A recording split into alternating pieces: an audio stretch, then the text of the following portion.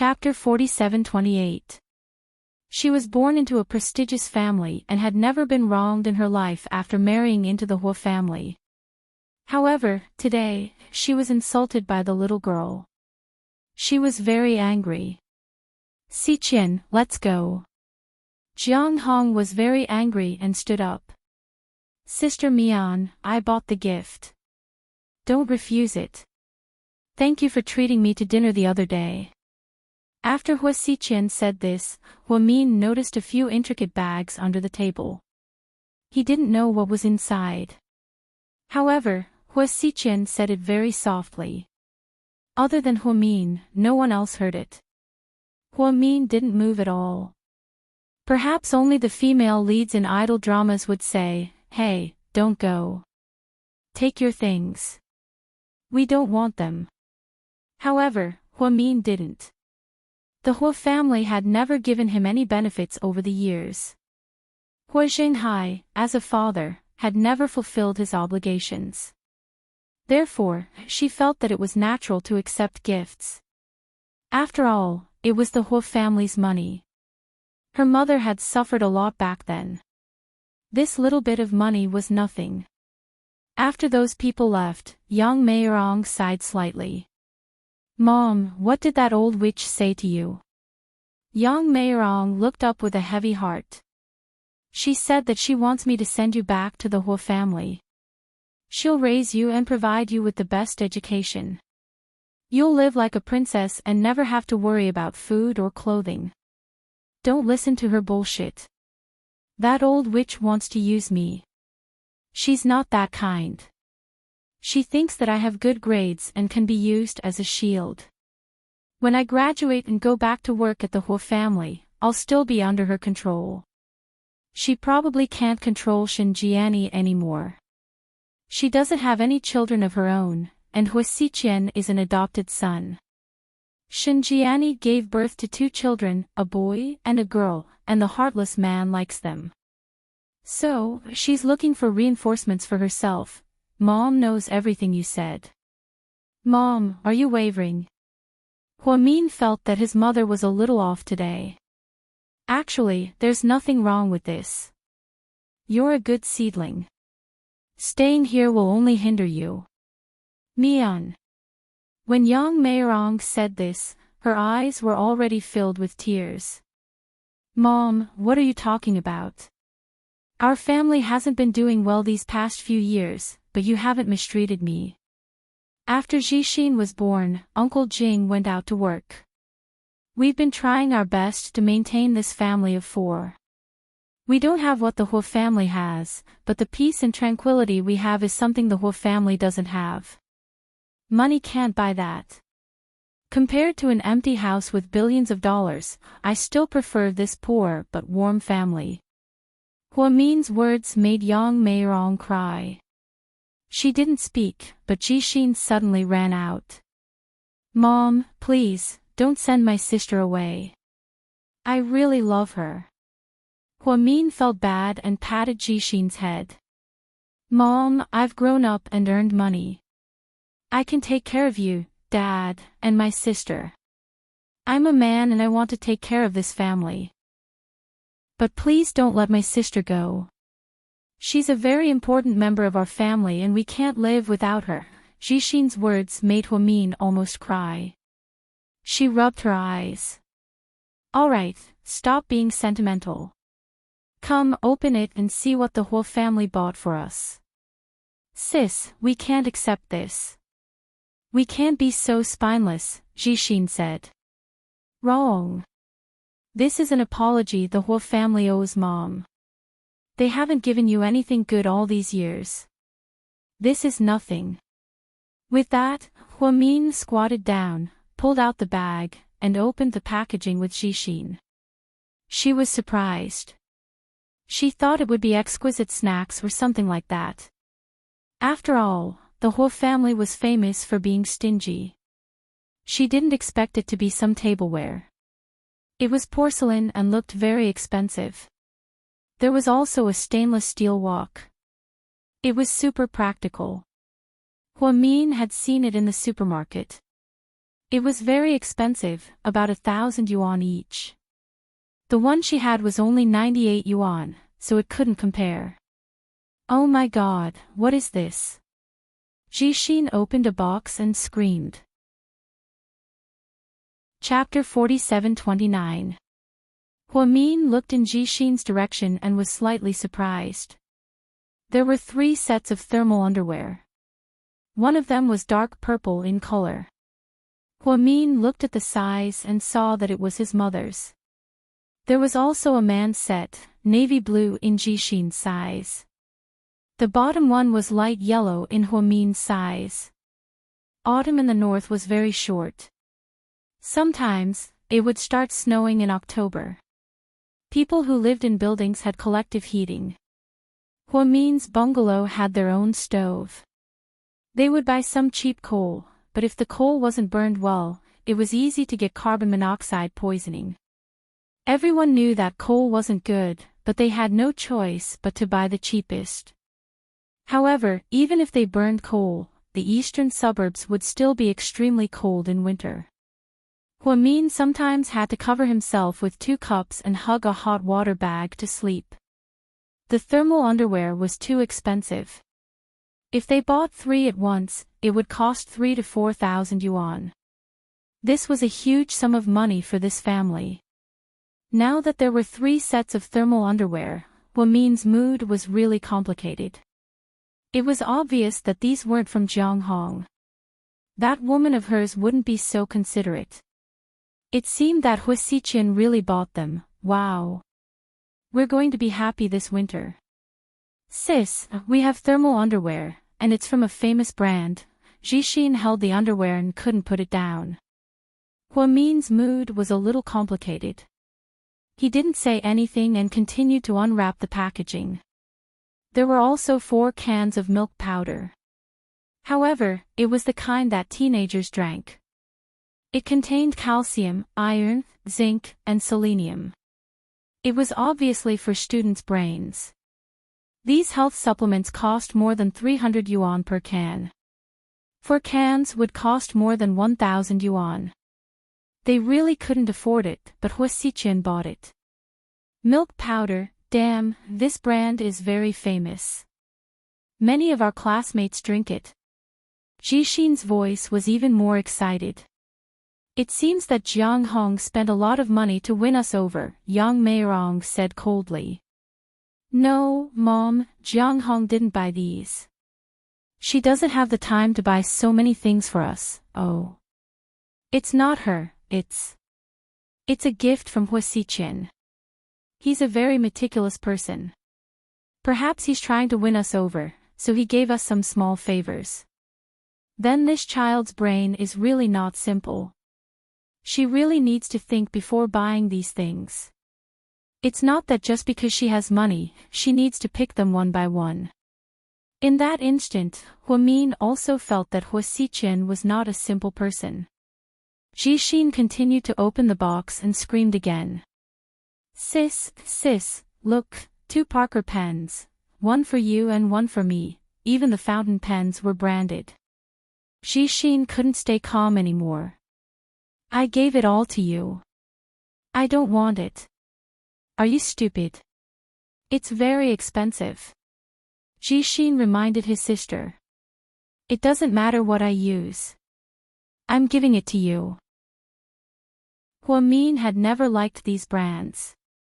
After all, a person wearing a short-sleeved shirt that cost less than 1,000 yuan would feel too out of place if he used a fountain pen that cost more than 1,000 yuan. She really didn't want to humiliate herself. At the end, Huamin saw a pair of shoe boxes. It was from Nike. She opened it and saw that it was white, a women's fall-winter style. She could wear it immediately. It was a very simple white shoe with a green Nike logo. This shoe was the hottest item this year, and many people in second high were wearing it. It was said that it cost 1,390 yuan a pair. It was said that it was very durable, comfortable, breathable, and didn't rub your feet. Huamin really liked sports shoes. The one on her feet was a very small brand that was on sale, and it only cost 69 yuan a pair. She had to admit that she liked the white shoes from the first time she saw them. However, she felt that it would be strange if she wore them. After all, they were given by Hua Xiqian. Sis. No wonder you gave me the fountain pen. Ha, so you have a big trick up your sleeve. Jixin thought that Huamin knew in advance. These shoes are really nice. Mian, you don't have many shoes, wear these, her mother encouraged.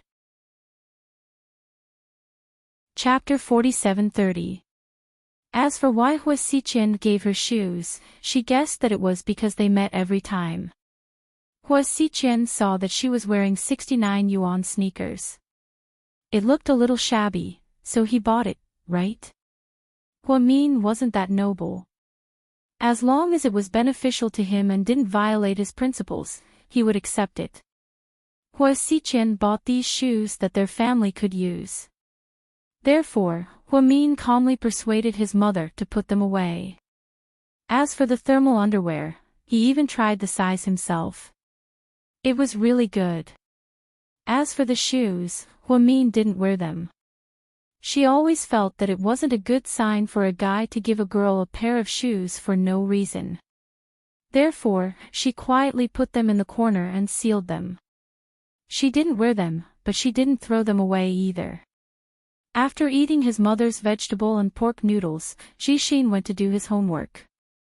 Huamin took a quick shower and went back to his room. Then, he picked up a novel and read it with great interest. Just then, his phone rang. It was Qin Chu calling. Back then, the internet hadn't been popularized in the country. Most people's phones weren't smart either. Moreover, the phone bill was quite expensive. Even if it was a call in the city, it would cost 20 cents per minute. Huamin was the kind of person who only picked up and didn't call. Sometimes, his heart ached when he replied to too many messages. After all, it was 10 cents per message. It wasn't like now, where he could casually use WeChat. Huamin nervously picked up the phone. His heart seemed to secretly race. Hello. As expected, she pretended to be calm when she picked up the phone. Did you tell your mom about that? Oh. I forgot. She didn't mean to. She really forgot about it. It was all Hua Xiqian and Jiang Hong's fault. Then tell her right now. You're not joking. Are you serious? Of course. Can we come back in 2 days? Huamin was a bit worried. Go on Friday and come back on Sunday. The time is just right. Why? Are you afraid you can't finish your homework? If there's a lot of homework, I won't be able to finish it. I can help you write it. What?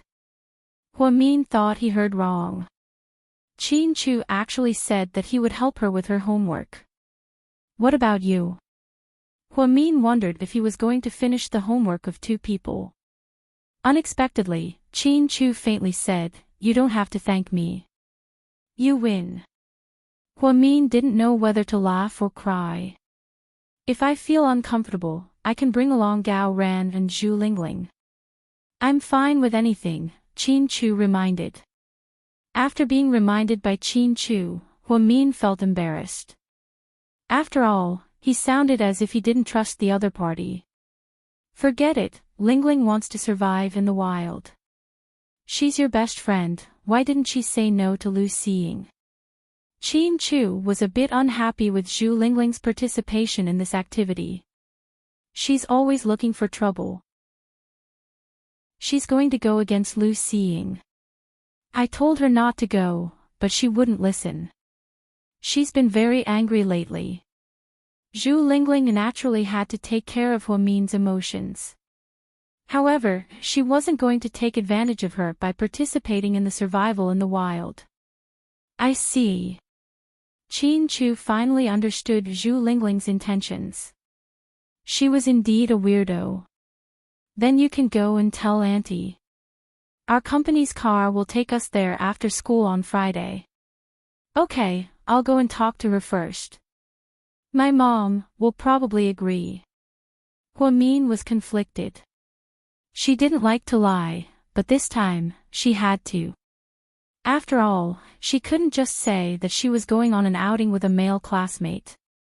If her mother heard that, wouldn't she go crazy? Chapter 47:31. Huamin came to the yard with a troubled look on his face. It was already 9 o'clock. Her mother was still knitting a scarf for her and Jixin. She bought the wool for cheap, and her mother knitted it skillfully. It was almost winter, and she could use it. Huamin poured a glass of warm water and walked to his mother.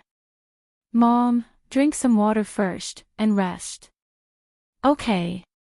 Young Meirong happily took the water and put down the ball of wool in her hand. Mom, I want to tell you something. Speak. This weekend, our class is going on a wilderness survival trip. We'll be back on Sunday. The teachers and students will go. Okay, we'll go too. How much do we have to pay? Young Meirong was about to take out money from her pants pocket. No, Mom. A girl's family sponsored it. Her father is a businessman and has an outdoor clothing brand. They prepared everything for us, including food. It's free. Young Meirong was surprised. Huamin nodded. Oh, that's a good thing. But we can't take advantage of them. We have to give them something in return. A few days ago, I went with the neighbors and dug up a lot of wild vegetables and mushrooms. You can give them to them. They're pure green and can't be bought on the market. There's no need. They might not care about these things. Nonsense. Rich people like to eat these pure green products. They have the effect of lowering blood sugar and blood fat. They're very good. Unable to resist his mother's persuasion, Huamin had no choice but to follow his mother to find the wild vegetables. He washed them and wrapped them in cling film. She wondered if Qin Chu would reject her if she brought this to him. That would be embarrassing. In the blink of an eye, it was Friday. Everyone was excited. Lu Xiying was still looking for an opportunity to persuade Qin Chu. Qin Chu ignored her, making her unable to speak. Zhu Lingling, on the other hand, was very excited. She leaned into Huamin's ear and said, "This time, I'll avenge you and kill that evil woman." No, no, no. There's no deep hatred, why do you have to? Who are you talking about? Fly Lu is always picking on you. It's okay. She didn't do anything to me. Huamin smiled slightly. That won't do. I've already thought about it. I'm going to bring my own caterpillar there, and then take the opportunity to put it on her. I don't think so. You'll scare me to death. Huamin was also afraid of insects. Don't be afraid. That woman is so vicious. She might just eat it. After all, it's high in protein. Ugh. Huamin suddenly felt nauseous. After school, everyone left through the west gate. Lu Xiying's father hired a big bus. The students were all taken away in the car. Teacher Yao also went. There was also a small bus dedicated to the students' necessities. They had really spent a lot of money on this. When the other classes heard about this matter, they were all very envious. Surprisingly, there were also classes that started to follow suit. Every class had quite a number of nouveau riche and rich second-generation heirs. Therefore, it was not difficult to go on a 2-day trip. Those students who were not well-to-do could just take advantage of it. Come with me.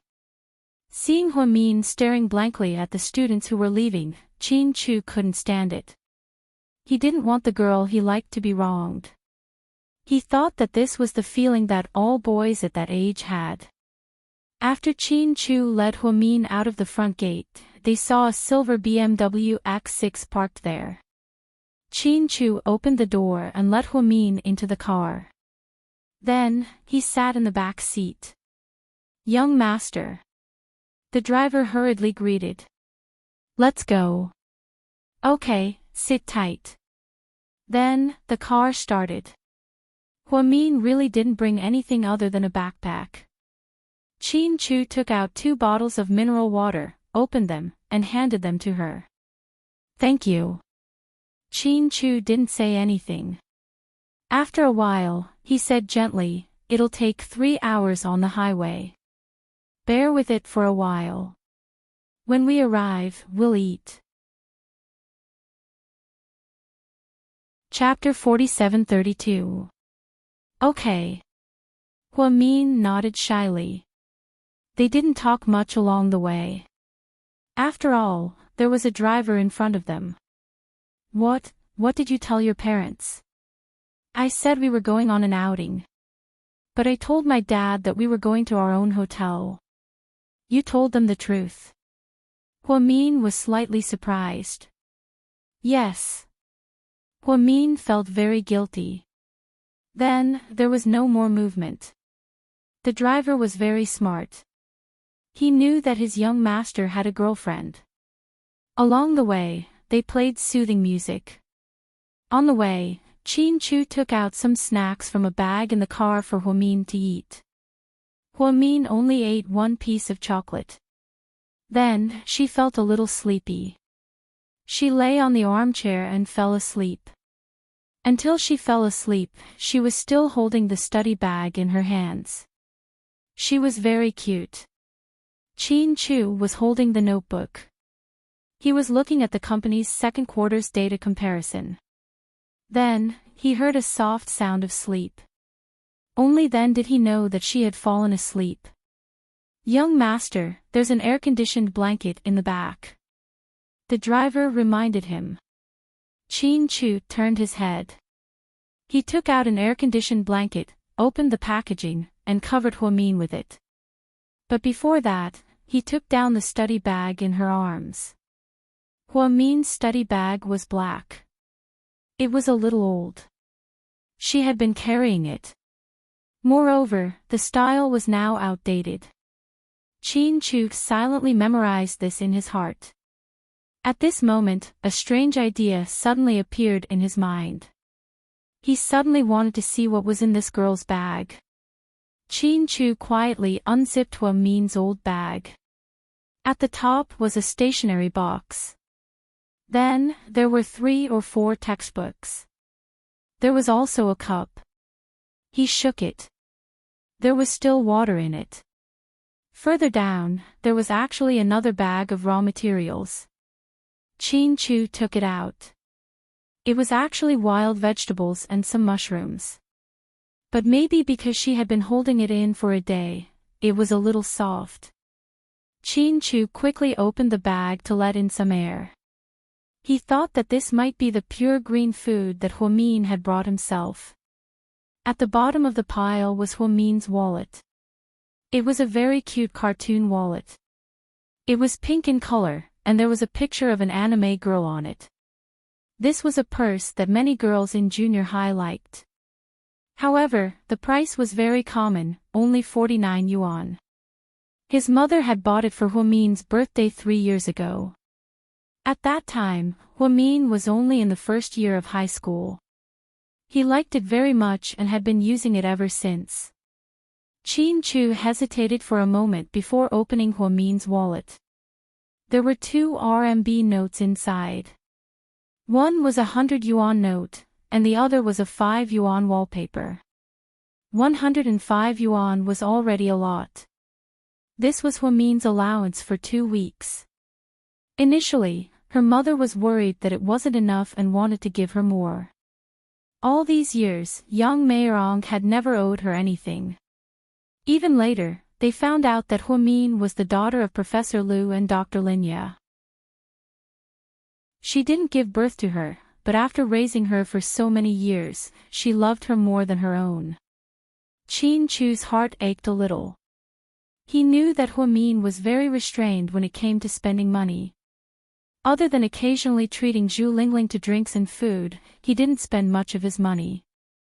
Most of the time, he ate tomato scrambled eggs and celery shredded potatoes in the cafeteria. That was because these two dishes were cheap and delicious. Huamin didn't dare to think about sweet and sour pork ribs or roasted chicken drumsticks. He rarely ate them unless it was a special occasion. Qin Chu's heart ached. He was born to be an elite, so he didn't know the hardships of the common people. He didn't want to care about the hardships of the common people because it had nothing to do with him. However, Huamin was related to him. Therefore, Qin Chu's next move was to take out his wallet and put a few notes into Huamin's wallet. Finally, he quietly returned everything to its original place, except for the wild vegetables. Chapter 47-33. After a while, they arrived at the toll station. The car drove slowly. Huamin woke up in a daze. Are we almost there? Yes, there's still 20 minutes, Qin Chu replied calmly. Huamin lowered his head and suddenly saw the wild vegetables. He was dumbfounded. How did you find it? I found it in your bag. You actually went through my bag. Huamin felt that Qin Chu would not do such an uncultured thing. He was furious. Yes. Why? Why did you do that? Huamin raised his voice. The driver in front quickly turned around to look.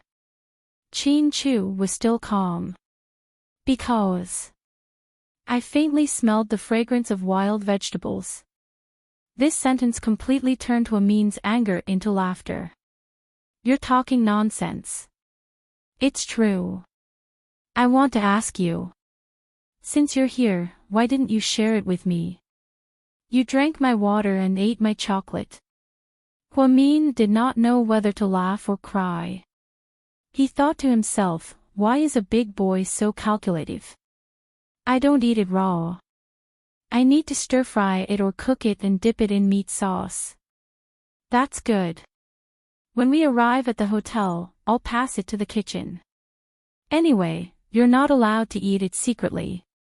Since I brought it here, I don't plan to eat it secretly. It's good that you don't mind.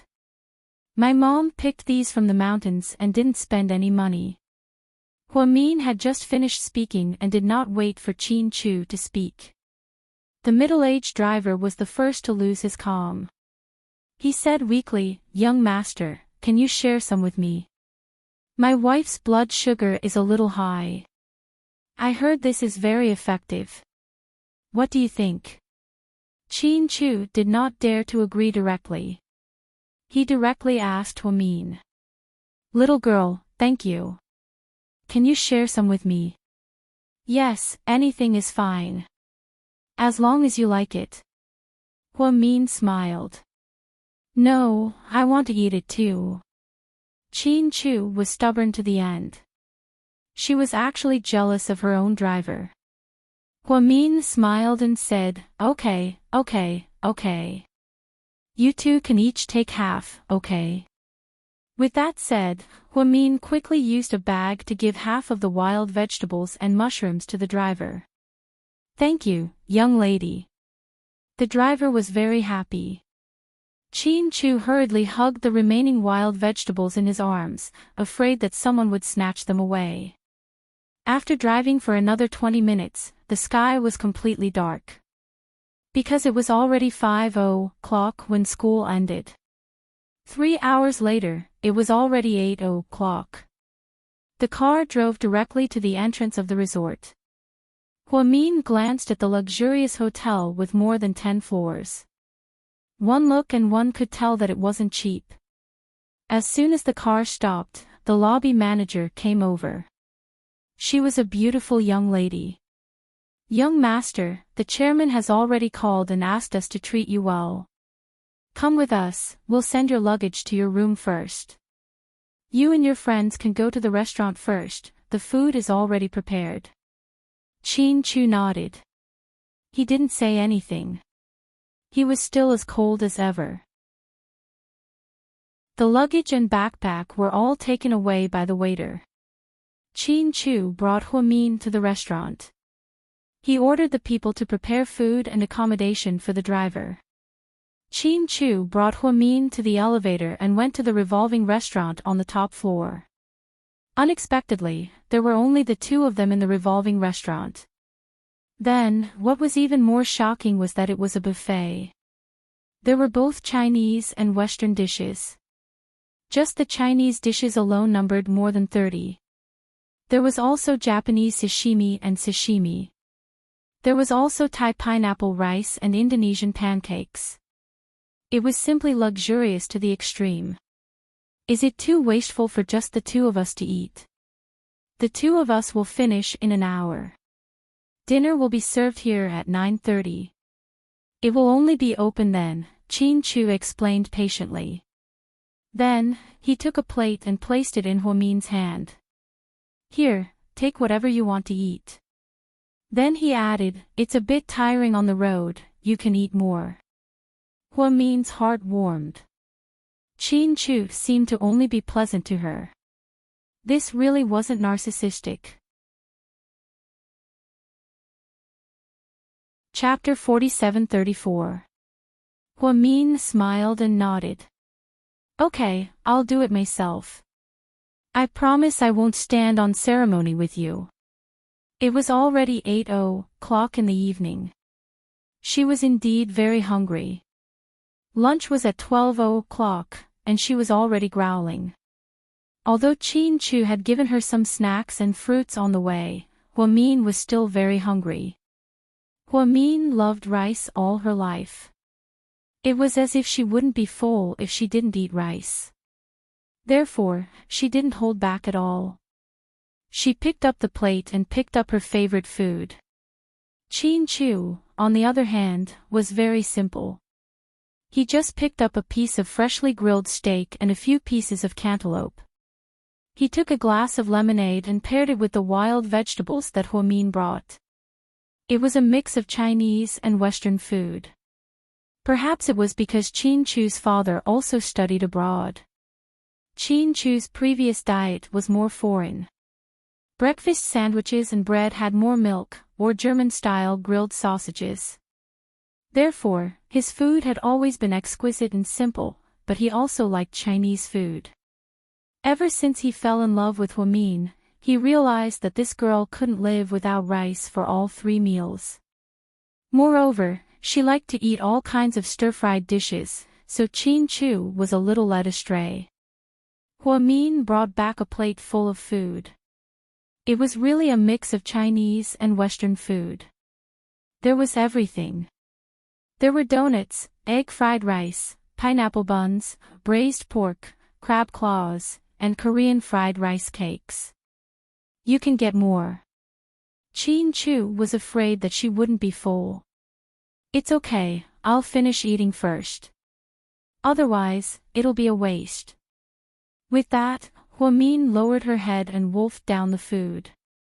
During this time, she would raise her head from time to time and look at Chin Chu. She realized that he would occasionally eat a piece of steak, but more often than not, he would eat those wild vegetables. Is it good? Huamin asked him. Actually, most of those wild vegetables tasted the same. They were fragrant but a little bitter. Every year, her mother would bring some back. She and Jixin were already tired of eating them. However, she liked to eat wild vegetables and meat dumplings. Well, it tastes good. Do you want to try it? Chin Chu picked up some and asked her. No, my family makes a lot of it every year. I'm sick of it. I still like meat. After saying that, Huamin lowered his head and started eating, not caring about his image. Chin Chu smiled slightly, he didn't say anything either. Huamin was really hungry, so she ate a lot. But no matter what, she was only a teenage girl. His eyes were big, but his appetite was small, so the space in his stomach was limited.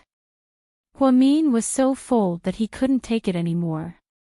After dinner, the two of them went out. Without waiting for Qin Chu to speak, Huamin said, "I think I need to go out for a walk. I need to digest. If I lie down and sleep, not only will I gain weight, my stomach won't be able to take it." "All right." Qin Chu nodded and followed behind Huamin. The two of them walked out one after another, chatting and laughing. The beautiful receptionists at the hotel started gossiping. "The chairman's son is so handsome. He's so good-looking at such a young age. What will he look like when he grows up? That's young master's girlfriend, right? She looks average. But young master likes her. Think about it, young master even brought her to Yunding Mountain. You can see how much he loves her. Every year, it's the chairman who brings madam and young master to Yunding Mountain. He never brings outsiders. Aya, whose family's young lady is so lucky. She knows how to marry into a rich family at such a young age. Unlike us, who are waitresses our whole lives. Stop dreaming. How can puppy love bear fruit these days? Young master is still young, he's just playing around. He's still young and doesn't understand love. When he grows up, who knows how many women he'll hurt. Just that face of his is enough to make everyone fall for him." Huamin thought that it would be dark at night since they were halfway up the mountain. Who knew that when they came out, they would find the night view of the hotel very beautiful. There was a huge fountain in front of the hotel, surrounded by colorful neon lights. Chapter 47-35. Wow, it's so beautiful here. Yes, when Grandpa was still alive, he liked this mountain range. Later, when he fell ill, my dad wanted to help Grandpa fulfill his wish and built this place. Unfortunately, Grandpa passed away before he could even take a look at it. But after it was built, it was really beautiful. My dad brought me and my mom here every year. Part of it is because we miss Grandpa, and the other part is because the air here is really good and suitable for a vacation. My dad is very busy now and doesn't have much time, but I will come here occasionally. What's the name of this place? When Huamin arrived, it was already dark and he couldn't see any road signs. Yunding Mountain. That's a good name. She smiled. Yeah, this is the last and largest primitive forest in the north. Yunding Mountain is just a small mountain. 50 kilometers in, it's really an uninhabited mountain range. Uninhabited mountain range means it hasn't been developed. Qin Chu nodded. Yes, there are mountains, rivers, and wild animals there, just like hundreds of years ago. It's very well protected, actually, it's pretty good like this. Sometimes, overdevelopment isn't a good thing. Huamin sighed. Do you like it here? Yeah, I like it. I feel that the air here is much better. Huamin greedily breathed in the night air. It was a natural air with the fragrance of the earth. It was a luxury that the noisy big city would never have. Then, I'll bring you here often. Qin Chu's words were more obvious. Huamin was a little embarrassed. He lowered his head and didn't say anything. Qin Chu. Yeah. Lu Xiying seems to have liked you for a long time, right? Yeah. I'm not sure, Qin Chu said lightly as if he wasn't talking about himself. Huamin laughed. She likes you. It's so obvious. Don't you know? That's her business. It has nothing to do with me. I heard that she liked you since junior high. You were classmates for 3 years, right? Yeah, but we barely spoke more than 10 sentences. Huamin, oh my god, how did you do that? Huamin was shocked. Even if they were ordinary classmates, they wouldn't have not exchanged more than 10 sentences in 3 years. I don't care what she says.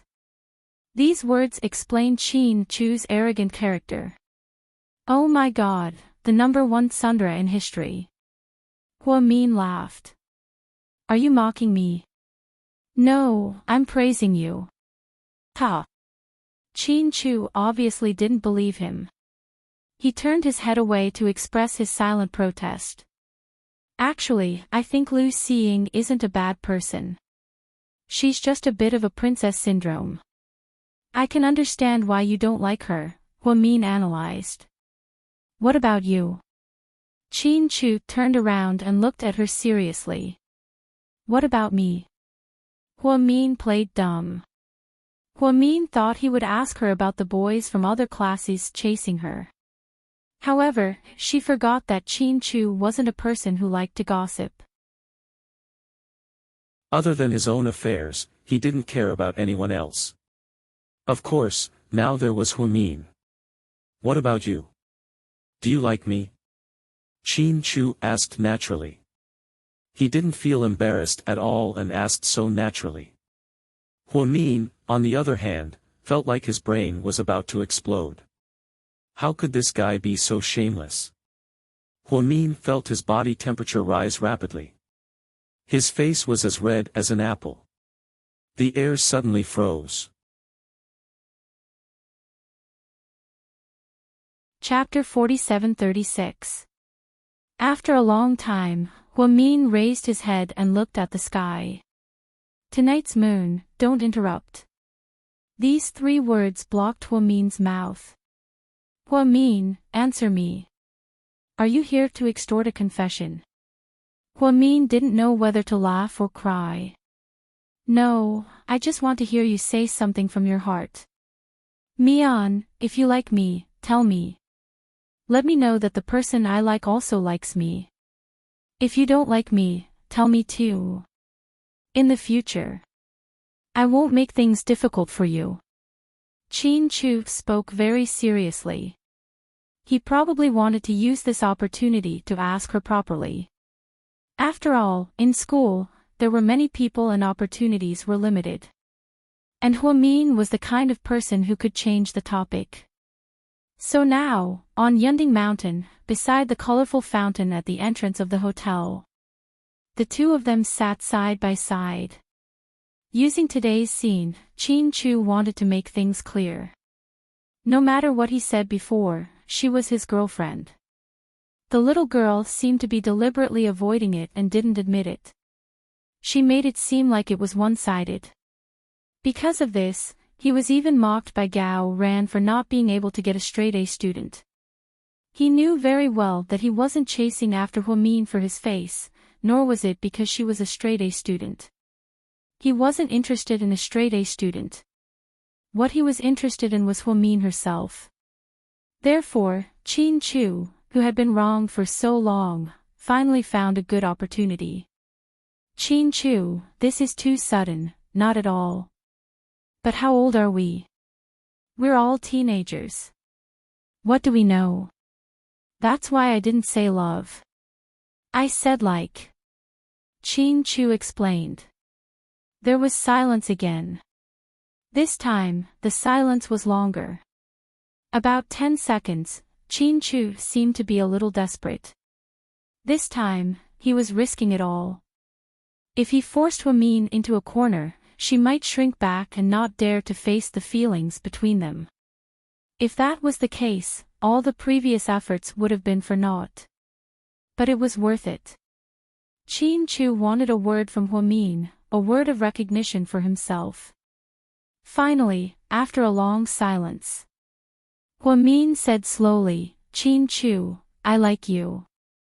These words immediately pulled Chin Chu back from the brink of despair. He was wild with joy. Unable to control herself, she grabbed Hua Min's hand and held it tightly, as if she would never let go for the rest of her life. Hua Min was incomparably conflicted. She did give Chin Chu this answer after careful consideration. Chin Chu was right. They had to follow their hearts and speak their truest feelings. If you like him, you like him. Why would there be so many additional conditions? However, Looking at Chin Chu holding his hand, Huamin was still conflicted. Chin Chu, but I think we're from two different worlds. Don't talk nonsense, don't say things like we're not compatible. I've never believed in those old-fashioned things. Chin Chu thought she was going to talk about the difference between the two families. Therefore, before Huamin could finish, he hurriedly retorted. He had set his mind on her, and this was a fact that no one could change. To his surprise, Huamin shook his head. Family background isn't the most important thing. I just think that in your world, I'm too far away. Too far away. What do you mean? For example. Chin Chu still didn't let go of his hand. For example, the education you received since you were young, your personality, your upbringing, your interests, your preferences. Huamin knew that this was the difference between people. It wasn't something that could be explained in a few words. Chapter 47-37. Although it was always said that family background was not the difference between two people who loved each other. However, Huamin remembered that there was a distant cousin who married a rich second-generation heir. That cousin was naturally very good-looking. She was originally a luxury item in the mall, but a rich second-generation heir took a fancy to her. He pursued her relentlessly. Children from poor families couldn't resist the temptation of money. You clearly didn't particularly like this person, but once you were bombarded with material things, no one could resist. Imagine a person who didn't even dare to go to a gold shop, but a man took her to sell diamonds and jewelry. Watches that cost tens of thousands of yuan, top-notch phones, and branded bags.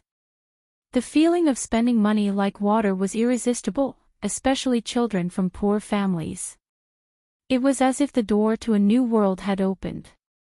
At that time, she remembered that her cousin's marriage had alarmed the entire family.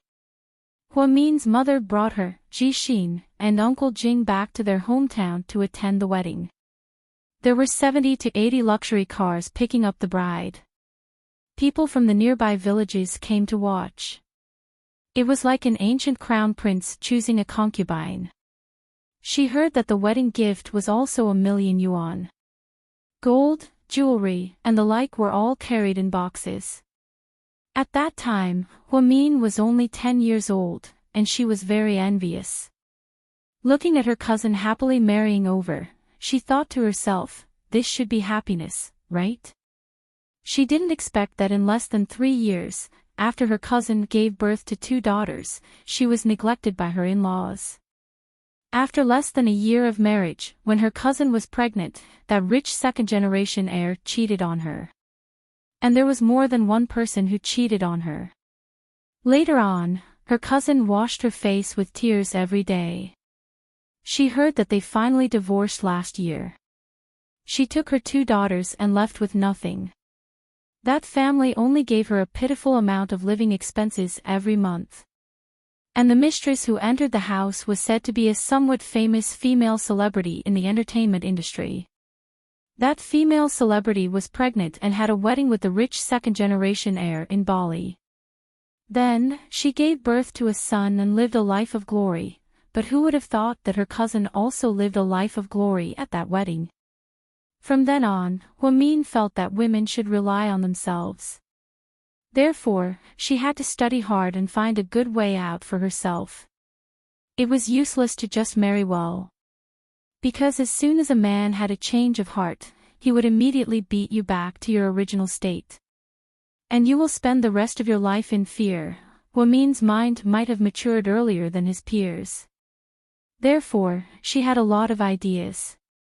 Chin Chu's family could only be said to be better than the family that her cousin had married into. After all, she often saw Chin Chu's father with the city leaders on the finance channel. That might not be a place she could stay, that was why Huamin said those words just now. On the other hand, Chin Chu was extremely calm after hearing her words. Did you just ask about my preferences? Chin Chu repeated. Huamin did not say anything. My preference is you. Qin Chu said these words clearly. At that time, high school students were not so scheming. They were more sincere. Although they didn't know what a lifetime was, they still wanted to be with the girl they liked forever. Qin Chu's words shocked Huamin. Once I've decided on you, I won't change. I only have one characteristic. No matter what, I'll be faithful to you. Mian, this isn't a joke. This isn't an irresponsible promise that I made when I was young. I'll be responsible for my own choice. What I need now is your response. Huamin stared into Qin Chu's eyes. She saw that they were filled with love. Chapter 47-38. Qin Chu, although I like you, I don't think I can give you anything. I really don't have anything. I can't even dig out my greatest IQ and give it to you. So, if you choose me, you really won't get anything out of it. This was where every girl who came from a poor family felt inferior. Liking someone wasn't asking for anything, it was giving. So, Huamin thought pessimistically that she really didn't have anything to give Qin Chu because he really didn't need anything. Qin Chu turned around, raised his hands, and cupped Huamin's tender little face. Mian, all I want is you. That's all. So, you don't have to give me anything. Huamin blushed again. We're both too young, you better not have any evil thoughts. I will never agree. Huamian lowered her head. Indeed, she had misunderstood. Although she didn't know what was going on, she still warned Qin Chu. Qin Chu's face darkened. You're thinking too much. What I mean is, you have to give me a definite answer so that I can protect you and stay by your side for the next 3 years. I'm an impatient person and can't have a crush on you. I just want to be honest. If you agree, I'll take good care of you. I believe. I won't let you down. Huamin took a deep breath and bit her lip. Although she knew it wasn't good for her to fall in love at such a young age. However, she thought that at this moment, no one would be able to resist Qin Chu's temptation. No one would be able to, especially on a romantic mountain peak like this, with a colorful fountain in front of them. The atmosphere was great. It was the perfect time for a confession. She had to admit that Mr. Qin's thoughts had been so meticulous since he was young. He hit the nail on the head and hit Huamin's iron heart. Qin Chu. I'm willing to be with you for the next 3 years. If there's anything I don't do well, please advise me. Huamin tilted her head and looked at him with a sweet smile. That was the sweetness of a teenage girl. It was not pretentious or hypocritical. Huamin's smile melted Qin Chu's heart. He almost couldn't control himself and wanted to kiss her cheek, but he still tried his best to restrain himself. Because he was afraid of scaring her. Qin Chu suppressed the excitement in his heart and took out his mobile phone to send a text message. Who are you texting? Huamin was curious. Qin Chu smiled mysteriously and said nothing. But at this moment, there was a bang. Huamin was startled. She raised her head and looked at the fireworks in the sky in astonishment. Then, the fireworks show officially began. This was prepared by Qin Chu's men in advance. They would set off the fireworks once they received the order. Qin Chu was planning to give Huamin an unforgettable fireworks show regardless of whether she agreed or not. It was Huamin's first time seeing such a grand fireworks show, and it was just for her. Her shock turned to surprise, and then her girlish heart was hooked. She couldn't help but stand up and clap her hands. Sometimes, she would excitedly tug on Qin Chu's sleeve. Hey, hurry up, this is heart-shaped, it's so beautiful. Qin Chu didn't say anything. He just looked at her and smiled gently. The fireworks show lasted for half an hour. There were all kinds of fireworks, some together, some alone, and there were all kinds. Oh my God, how much did this cost? Huamin exclaimed. Sure enough, the rich life was full of different things. No wonder so many people couldn't resist the temptation of money. She liked it too, really. Not much, about 100,000, Qin Chu said faintly.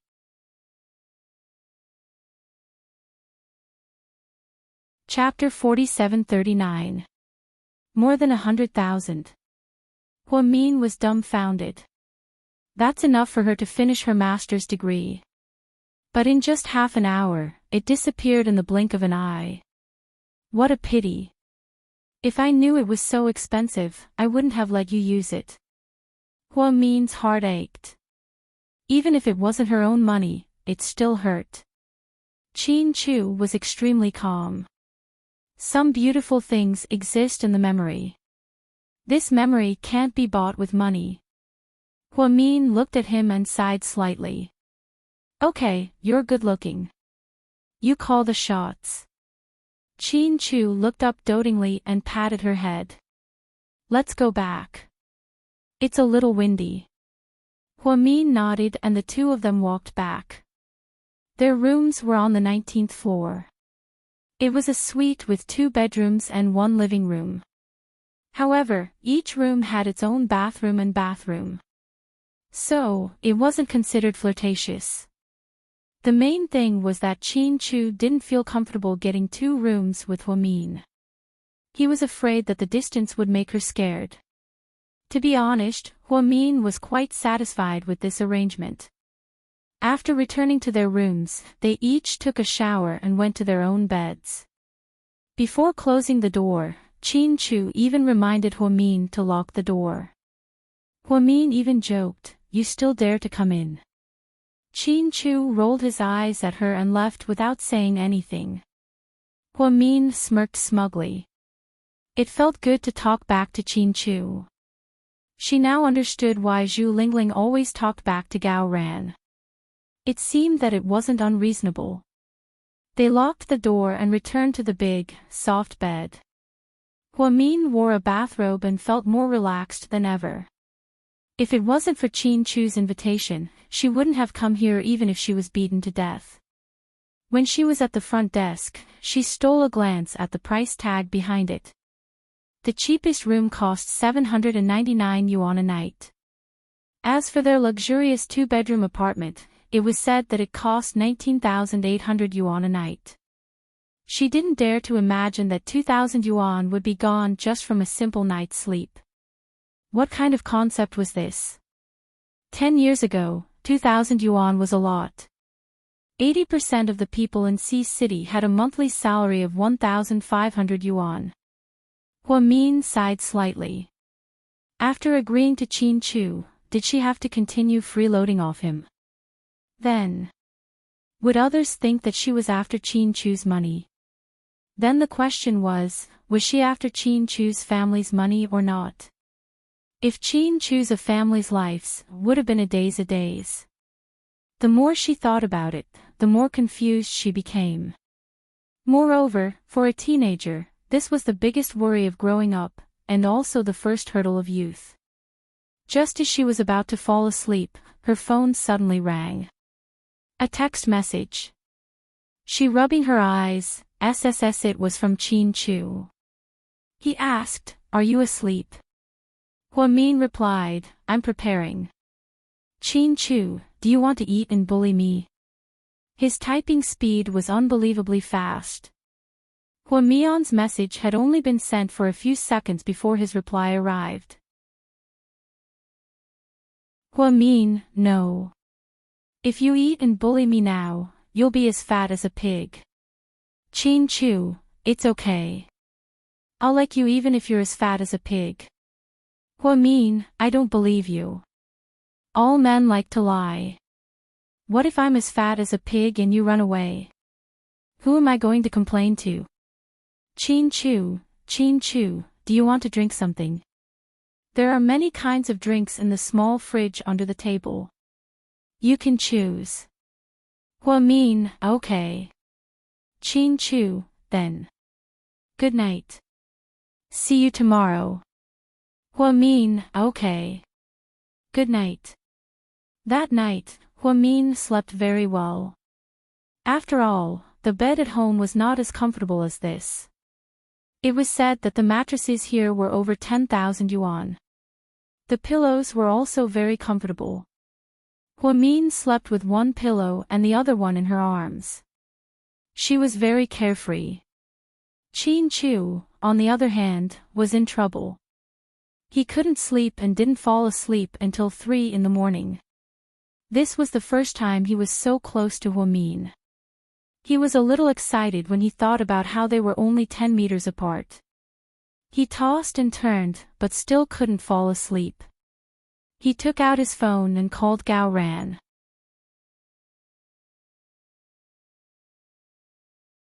Chapter 47-40. After a while, Gao Ran picked up. He sounded sleepy. Hello. What are you doing? I'm sleeping. Don't sleep. Get up. Get up. Gao Ran was about to hang up. I'm with Huamin. Chin Chu purposely showed off. His words immediately woke Gao Ran up. He looked at his watch. It was almost 10 p.m. What did he want to do with Huamin at this time? Fuck. Are you serious? Of course, Chin Chu continued to show off. Are you guys drinking outside? Why aren't you home? No, we're at a hotel. Fuck. Fuck. Don't lie to me. No, it's true. You're such a beast. It's only been a few days and you've already brought her to a hotel, Chin Chu, but then again, isn't it exciting? Ha! Teach me a lesson. Gao Ran smiled wretchedly. You're so dirty. We didn't do anything. Even a dog wouldn't believe it. Chin Chu, which hotel are you at? Do you want me to go find you later? Gao Ran purposely teased him. You can come too. Yunding Mountain Resort. If you take a taxi now, it's still dark. Fuck. You're playing with me. Upon hearing that it was a hotel on Yunding Mountain, Gao Ran withered. It was too far and the highway was 3 hours away. There was no way he could go there. Ha ha ha. Chin Chu chuckled. He had achieved his goal of showing off. Gao Ran felt like his lungs were hurting from all the public displays of affection in front of him. You're so cruel. I can't believe you didn't bring me there. I don't want to be a light bulb. Good, you're ruthless. You're my good brother. You're my good brother. Gao Ran was furious. You should have gone on a field trip with us. Zhu Lingling went. There are 4 other guys in our class who like her. I think they'll make a move this time, Chin Chu said lightly. What does it have to do with me? That bitch, it would be strange if someone likes her. Gao Ran disagreed. Keep being stubborn. TSK, why would I be stubborn? That woman is my natural nemesis. I'll stay away from her in the future. Alright, I'll remember what you said. Next time we eat, don't ever let you meet her. Ahem. Bro, that's not right. You're like, your love is lit up, and as soon as there's a flame on my side, you turn around and piss on it to extinguish it, you said it yourself. Don't hit my face. Before Gao Ran could say anything, Chin Chu hung up the phone. A beeping sound came from the other side of the phone. Gao Ran was so angry that he was awake and didn't feel sleepy anymore. This guy only cares about himself. He doesn't care about me. We agreed to be single dogs together. How could you fucking cheat on me? The next morning, Huamian woke up early in the morning before the sun rose. This was her habit. Since she was clear-headed in the morning, she took out an English book from her bag and read for a while. Then, she heard some movement in Chin Chu's room. She quickly got out of bed and opened the door. Then, she saw Chin Chu in his pajamas. His hair was messy, and his eyes were blurry. This homely side of him was so cute that it exploded. This was the first time she saw Chin Chu in such a homely state. The contrast was huge, and it was so cute. What are you looking at? Are you in love with me? Chin Chu was still sleepwalking, so he directly retorted. Looks like you haven't woken up yet. Hua Min teased. Quick, come over and kiss me, then I'll wake up.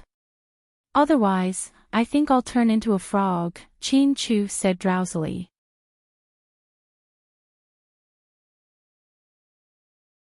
Chapter 47-41. Hua Min glared at him angrily with her hands on her hips. Chin Chu, do you still want your old face? If you want to kiss me, I can be shameless. But I want to. Hua Min ignored him and turned around to continue washing up. She was very fast at washing up and was almost done at the same time as Chin Chu. Then, they met in the living room. Let's go and have breakfast. Chin Chu naturally held her little hand and pulled her out. That's not good. We'll be seen. Who knows you here? They all know me, and I'm not afraid of being seen. Hua Min didn't say anything, but she thought it made sense. Do you think we'll be on the cover of a gossip magazine? You're thinking too much, Miss Hua. You're just a kid. You're not even fully grown yet.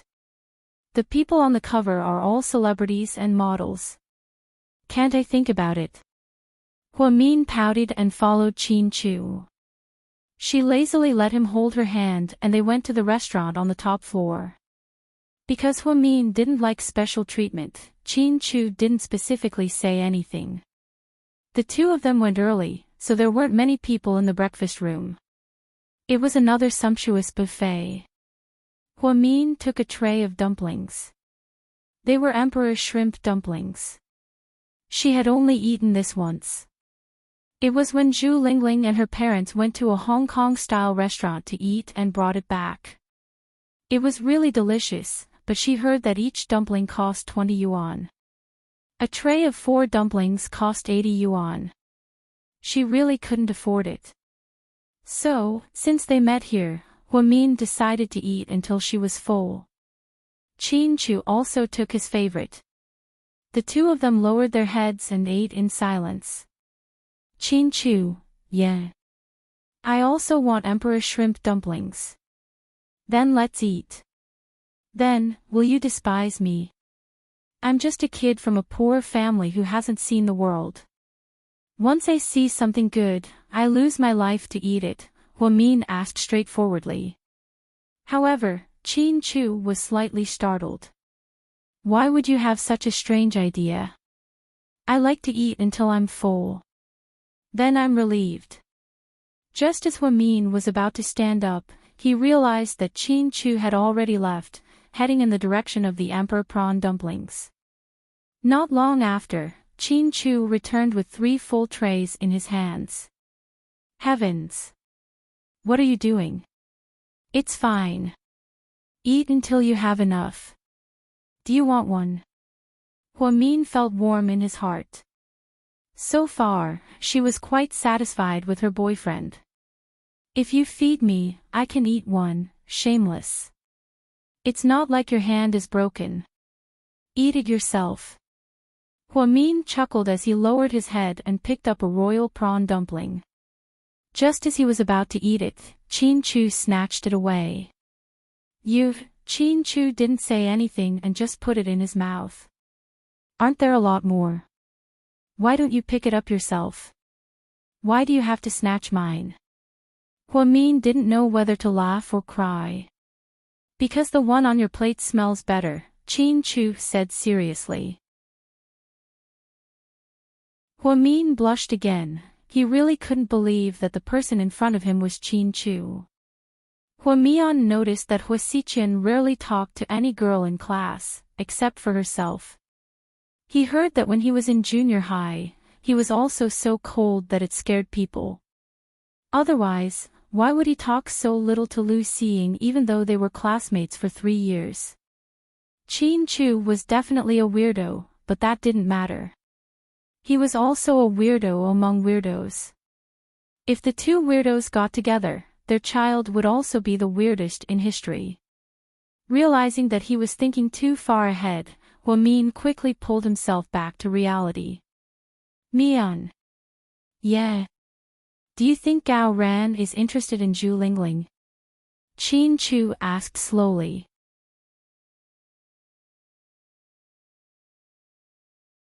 Chapter 47-42. Yes, very much so, absolutely. Min smiled slightly. But they don't seem to want to admit it. They're both as stubborn as ducks. I'm afraid it'll be difficult for them to admit it, Min replied as she stirred the seafood porridge. Do you think they're a good match? Qin Chu asked slowly. It's okay. As long as they like each other, they're a good match. Why are you so rational when it comes to other people? When I confessed yesterday, you gave me a bunch of excuses. You even said something about 2 different worlds. Faced with Qin Chu's question, Min burst into laughter. Do you have to be so vengeful?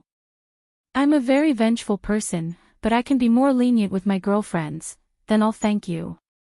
Min continued to giggle foolishly. You're welcome. After the two leisurely finished their breakfast, Qin Chu ordered the waiter to bring 2 sets of sportswear and a pair of sneakers. They were all Nike. Qin Chu liked to play basketball and was a loyal fan of Nike. At that time, Nike's spokesperson was Kobe Bryant, the star that Qin Chu admired the most. One set was dark, and the other was light yellow. They both looked good. They were neither thin nor thick, just right for the temperature on the mountain. Although there were hotels built on Yunding Mountain, the mountain range was very big. At that time, there were no hot springs or pickling gardens, and the steps to the mountain weren't trimmed yet. Therefore, it was a semi-developed mountain range. Min liked to climb mountains. At that time, she was young and had an inexhaustible amount of energy. She and Jixin even went to the small hills in the city excitedly. Therefore, when she heard that Qin Chu was going to take her to climb mountains, Min was very excited. However, she didn't expect Qin Chu to prepare 2 sets of clothes and shoes. Although the shoes given by Qin Chu weren't as expensive as Hua Xiqian's, they suited Min's personality. She didn't want any limited edition shoes. Shoes were meant to be worn on her feet, not used to show off. You bought them according to my size. Well, do you think it's suitable? Qin Chu helped her remove her shoelaces. Min happily sat on the chair. Min's pale yellow sportswear made him look even fairer.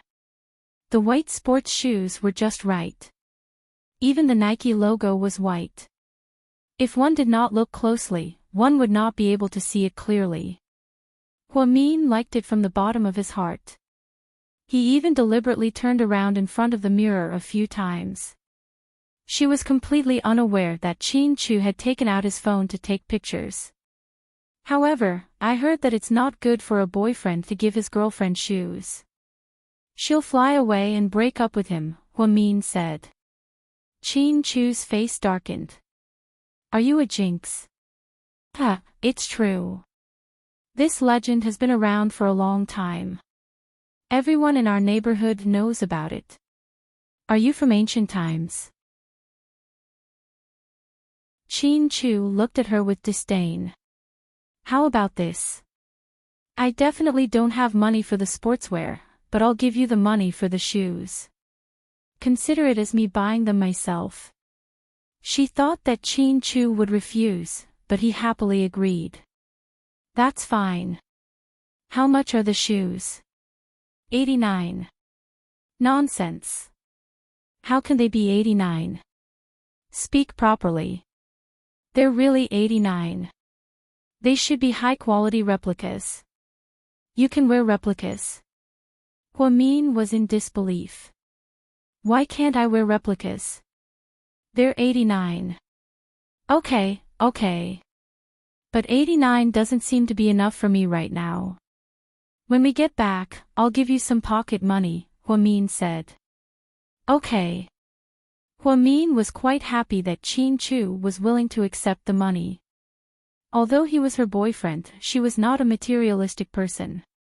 She did not want to rely on his title as her boyfriend to constantly ask for things from Qin Chu. That would be really shameful. She definitely did not believe that Qin Chu would say that the shoes were high-quality replicas. Therefore, she planned to go back to the city and find a Nike store to ask how much they were.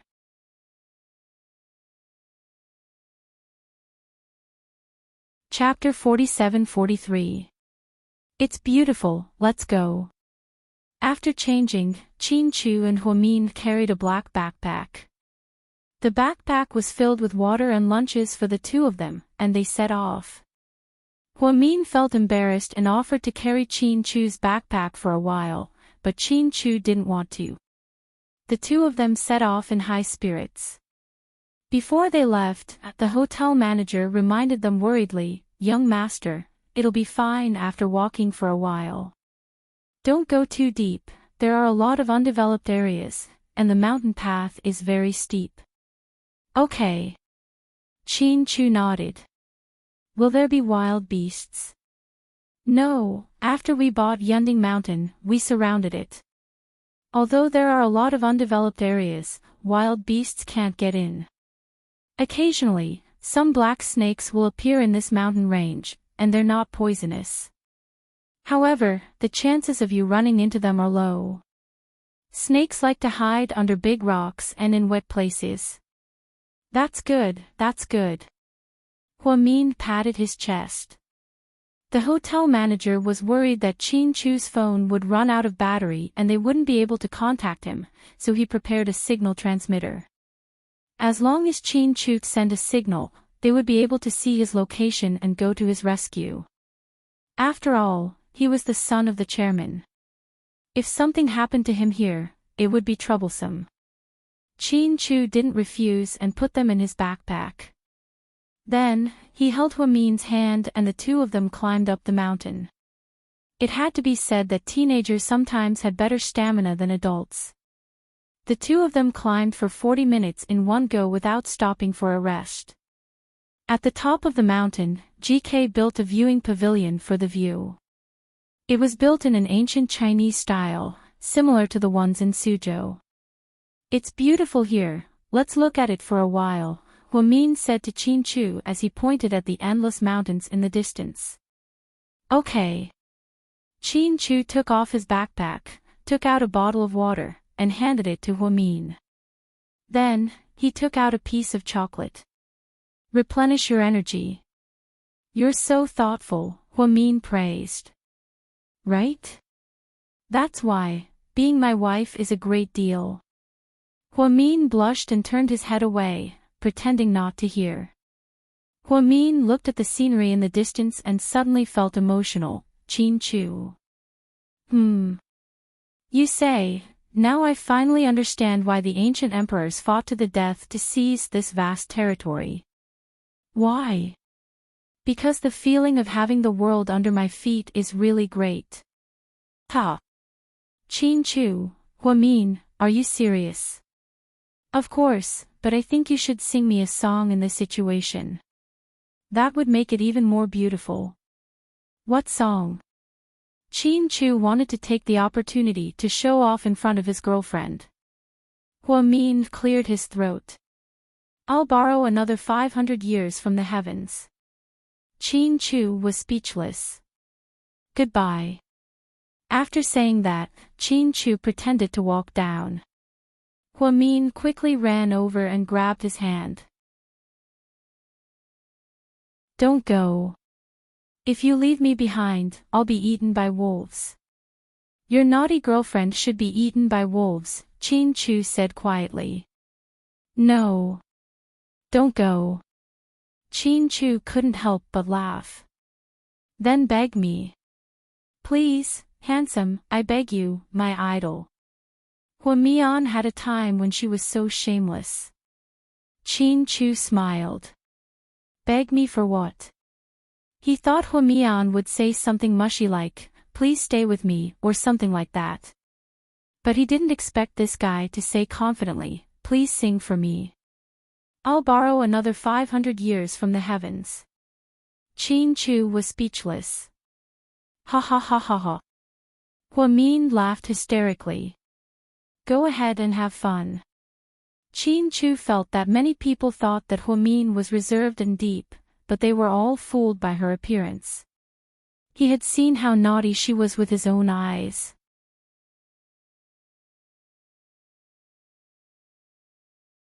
Chapter 47-44. However, even if it was a prank, Chin Chu still didn't blame him. However, Chin Chu didn't sing. Instead, he took out his phone and downloaded a song. Then, the two of them put on their headphones and looked at the scenery at the foot of the mountain while listening to the song. It could be considered as fulfilling Hua Mian's wish. Then, the two of them continued to climb the mountain and walk down from the other side of the mountain range. There was only a relatively dirt road here, and it was steeper than the previous one. However, these children were extremely willful and wanted to challenge their limits. It had to be said that the temperature on the mountain was much lower than the temperature at the foot of the mountain. Therefore, the two of them were right to wear sportswear. At least they would keep warm. After walking for more than an hour, Hua Mian was exhausted. No, I'm so hungry. Chin Chu, I want to eat. Hua Mian wanted to eat. Chin Chu didn't say anything. He found a quiet spot and took out the tablecloth and food he brought from the hotel from his backpack. Hua Mian thought that it would be ham, bread, and other dry food. However, she was wrong. She probably didn't know how exquisite Chin Chu was. Chin Chu took out 2 orange lunchboxes. Hua Mian couldn't wait to pick up one of the lunchboxes. When she opened it, her jaw dropped. It was a very beautiful lunchbox. There were 2 tuna rice balls, a simple one, a fried chicken leg, and a few pieces of broccoli. The color combination was also very beautiful. Just looking at it made one's appetite soar. Then, Chin Chu took out 2 bottles of mineral water and placed one beside Hua Mian. If you think that's the end, you're wrong. Then, Chin Chu took out 2 more lunchboxes. They were filled with fruit, cut fruit. There were cantaloupe, pineapple, peach, banana slices, and a few red cherry tomatoes mixed in. Wow, so thoughtful, Hua Mian was pleasantly surprised. Not only was there such an exquisite lunchbox, there were even fruits. She glanced at Chin Chu's backpack. No wonder he was carrying such a big backpack. It turned out that there were so many things inside. Ha! This shouldn't be called a backpack. It should be called a treasure chest. Chin Chu was speechless. Don't talk nonsense. Hurry up and eat. Hua Mian picked up his lunchbox and started to eat. From time to time, she would naughtily snatch Chin Chu's food. Chin Chu didn't say anything and let her do as she pleased. Today's mood is really great. If only I had a can of beer. How old are you? Why are you drinking beer? Chin Chu lectured him in the tone of an elder. So what if I'm young? Uncle Jing used to buy me fruit wine during the spring festival. It was delicious and exciting. Your elders really spoil you. Chin Chu glanced at her. Of course. My mom and Uncle Jing are actually very nice. What about the Hua family? Chin Chu didn't know why he suddenly asked. Hua Mian was slightly surprised. If you don't feel good, it's okay if you don't want to tell me. After asking, Chin Chu regretted it. He really didn't mean to. don't be so pretentious. It was a big deal back then and it's no secret. The old man of the Huo family didn't treat me well. I don't have any feelings for the Huo family. It's like I don't know them at all, except for Huo Xiqian, who seems to be a little bit nice to me. Upon hearing Huo Xiqian's name, Qin Chu's expression became complicated. From now on, stay away from Huo Xiqian. What's wrong? You know him too? Huo Min asked. It seemed like there was a story behind it.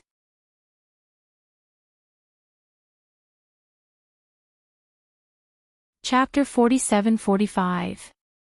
I don't really know him, but I've heard a little about him. Wow, you have Huo Xiqian gossip? Hurry up and tell me, so I can threaten him in the future so that he won't always come to me to feel superior. Huo Min seemed to be very interested in gossip, but unfortunately, Qin Chu refused to tell him. I'm not someone who likes to talk about people behind their backs. Anyway, you should avoid interacting with him in the future. Qin Chu picked up the mineral water and drank elegantly. Seeing that Qin Chu didn't want to talk, Huo Min didn't ask. In fact, they lived in the same city. As a rich second-generation heir, Qin Chu definitely knew about Huo Xiqian's background. Huo Xiqian was very promiscuous in university. He often brought all kinds of girls to hotels and had a good time. He heard that a freshman girl was pregnant a while ago. That girl naively thought that she could marry into the Huo family because of her son. Huo Xiqian initially planned to give her money to keep her mouth shut and get her to abort the child herself. However, the girl was stubborn and refused no matter what. She insisted on marrying Huo Xiqian. Then, he heard that they were in a car accident last month and both mother and child died. Of course, this might not have been done by Huo Xiqian, but by the Huo family. After all, Huo Xiqian's adoptive mother wasn't someone to be trifled with. However, no matter what, he didn't want Huo Min to be entangled with Huo Min. Every member of the Huo family was ambitious, and their methods were so despicable that it made people's hair stand on end. A few days ago, the Huo family even came forward to cooperate with GK. Qin Chu's father wanted to consider it, but his son suddenly said that he didn't want to cooperate with the Huo family. In the end, the old man rejected it for the sake of his precious son. Of course, Qin Chu's father didn't know that his son had a problem with the Huo family. It was all because his girlfriend had been wronged by the Huo Min. Qin Chu wouldn't tell Huo Min about this. He would only do it silently. Did you just say you want to drink beer? Qin Chu suddenly asked her. Oh. That's right. It would be great if there was wine at this time. Huo Min was also exhausted and wanted to drink something to relieve his tiredness. That kind of metal packaging really didn't have a very high alcohol content. She wouldn't have a problem drinking one. Initially, he thought that it would only be for show. Unexpectedly, Qin Chu quietly took out a can of old 5-star beer from his backpack. Holy shit. That works too. Qin Chu did not say anything. He helped Huo Min open the tab. How about I call you Doraemon in the future, and you call me Big Bear? Huo Min held the beer and was extremely excited. Don't talk nonsense. Drink less. If you drink too much, it will get to your head. It's okay. If I drink too much, you can carry me down. I won't. I'll only leave you in the mountains to feed the wolves. Qin Chu lowered his head and said quietly. You're stubborn. Huo Min silently watched Qin Chu pretend to be cool. She was starting to understand his routine. Qin Chu seemed to be very soft-hearted towards her. If she said that she wanted to go up to the sky, he would buy her a ladder. Huo Min took the beer and took a big gulp. He even used his sleeve to rudely wipe his mouth. You didn't buy the clothes yourself. Don't you care about them? Qin Chu said unhappily. Huamin smiled and asked him with the beer, "Hey, do you want a sip?" "No." Qin Chu decisively refused. "Have a sip. It's delicious," Huamin continued to coax him. Qin Chu glanced at the beer that Huamin drank from. It looked like there were still lipstick marks on it, even though she never wore any lipstick. Qin Chu did not say anything. He took the beer and took a sip. This was considered a compromise, right? Suddenly, Huamin screamed and held her stomach. Her expression was pained. Qin Chu was so scared that he immediately put down the beer and went up to help her. "What's wrong?"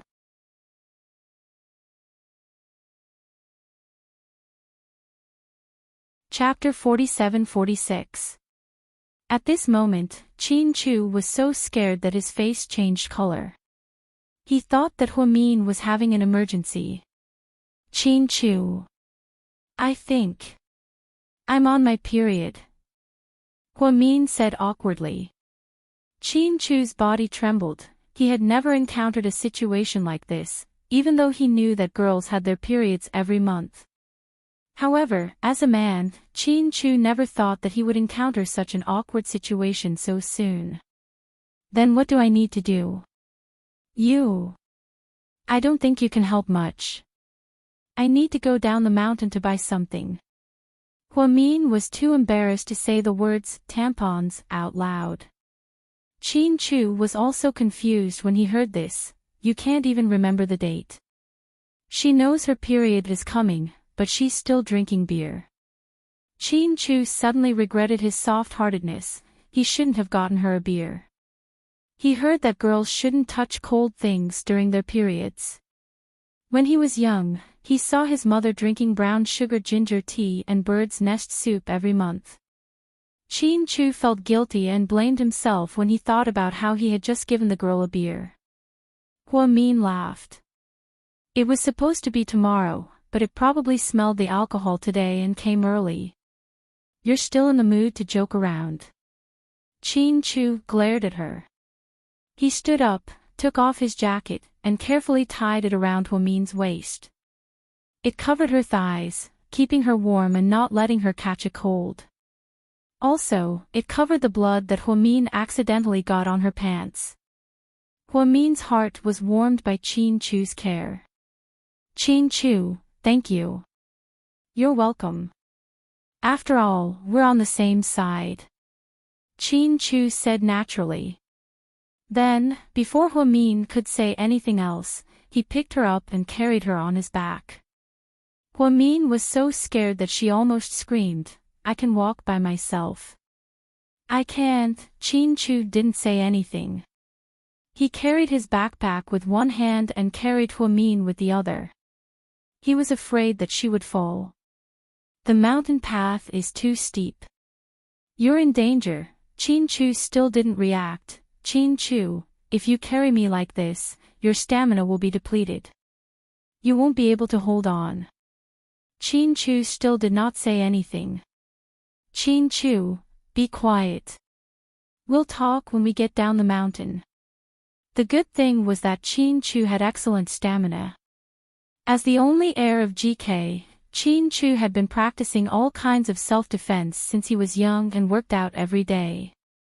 Therefore, when they were 17 or 18 years old, their physical fitness was better than some adults. Although carrying Huamin down the mountain was a big task, he was obsessed with it. Therefore, in the end, Qin Chu carried Huamin down the mountain.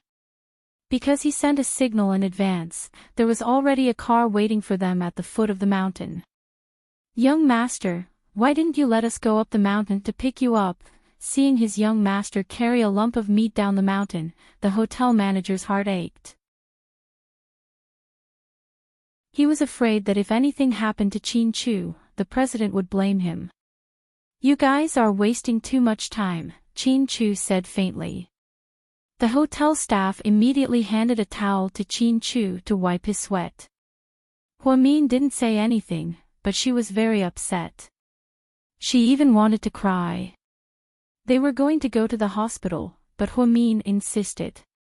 It was just menstrual cramps, it wasn't a big deal. In the end, Chin-Chu agreed to let her go back to the hotel to rest. After the two returned to the hotel, Hwa-min quickly took a hot shower and changed into a clean bathrobe. When she came out of the living room, she saw brown sugar, bird's nest, and motherwort on the table. Hwa-min looked at the 3 tonics and didn't know whether to laugh or cry. How can I finish all this? I'll be satisfied with some ginger tea. Drink it all, Chin-Chu ordered.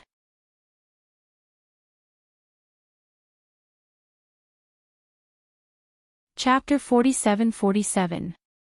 No, Hwa-min refused immediately. Why?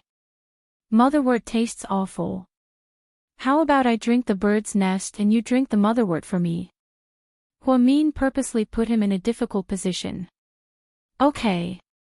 Chin-Chu said as he picked up the motherwort and was about to drink it. Hwa-min was so scared that he quickly snatched it away. You're a man, don't you have menstrual cramps? Why are you drinking this?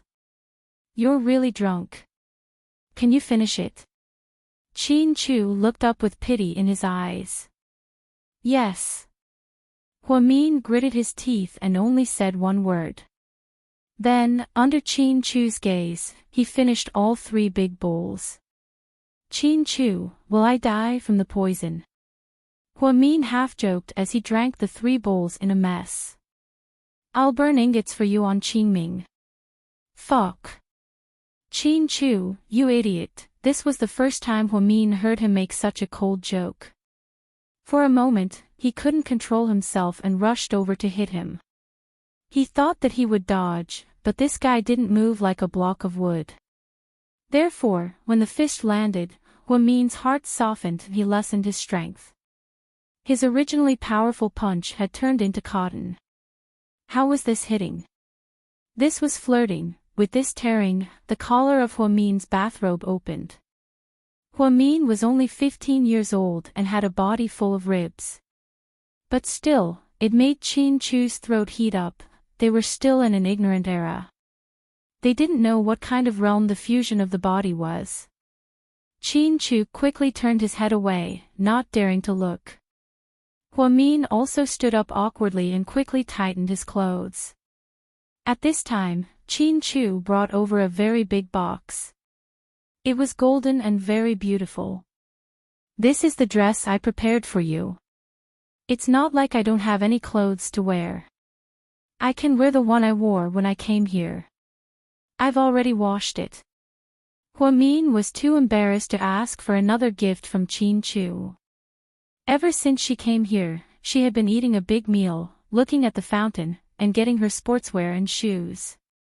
She felt that she had taken advantage of a lot. Just wear it. If the other one gets dirty, you can still change into it.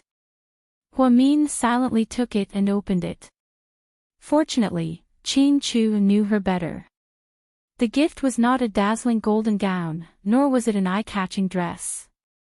Inside, there was only a simple dress with a white top and a black bottom. It was a 2-piece set and was worn separately. It was very similar to the fairy-like clothing from Yunnan. There were a few embroidered flowers on the hem of the skirt. It was not ostentatious, but it was very attractive. It's really beautiful. You chose it. I don't know about these things. I just picked them out from the hotel's clothing store. Just make do with them. Chin-Chu didn't want to be seen through by Hwa-min, so he didn't seem to care. This way, Hwa-min would feel even less burdened.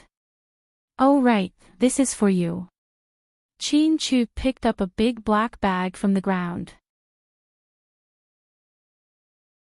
Hwa-min looked at the black bag and seemed to have guessed what was inside. She opened it and took a look. There were all kinds of brands of sanitary pads. There were long and short ones, big and small ones, thin and thick ones. It actually had everything. She thought to herself, as expected of a rich person. He really bought piles of things. What a pity. I thought I could go swimming with you after we leave the mountain. Now I can't do anything. If you want to swim, then go. I can ask them to warm it up, Chin-Chu said. Aren't you afraid that I'll dye half the sky red? Hua-Min giggled. She was deliberately teasing Chin-Chu. As long as you're not afraid of attracting crocodiles, I'm okay with it. Hua-Min.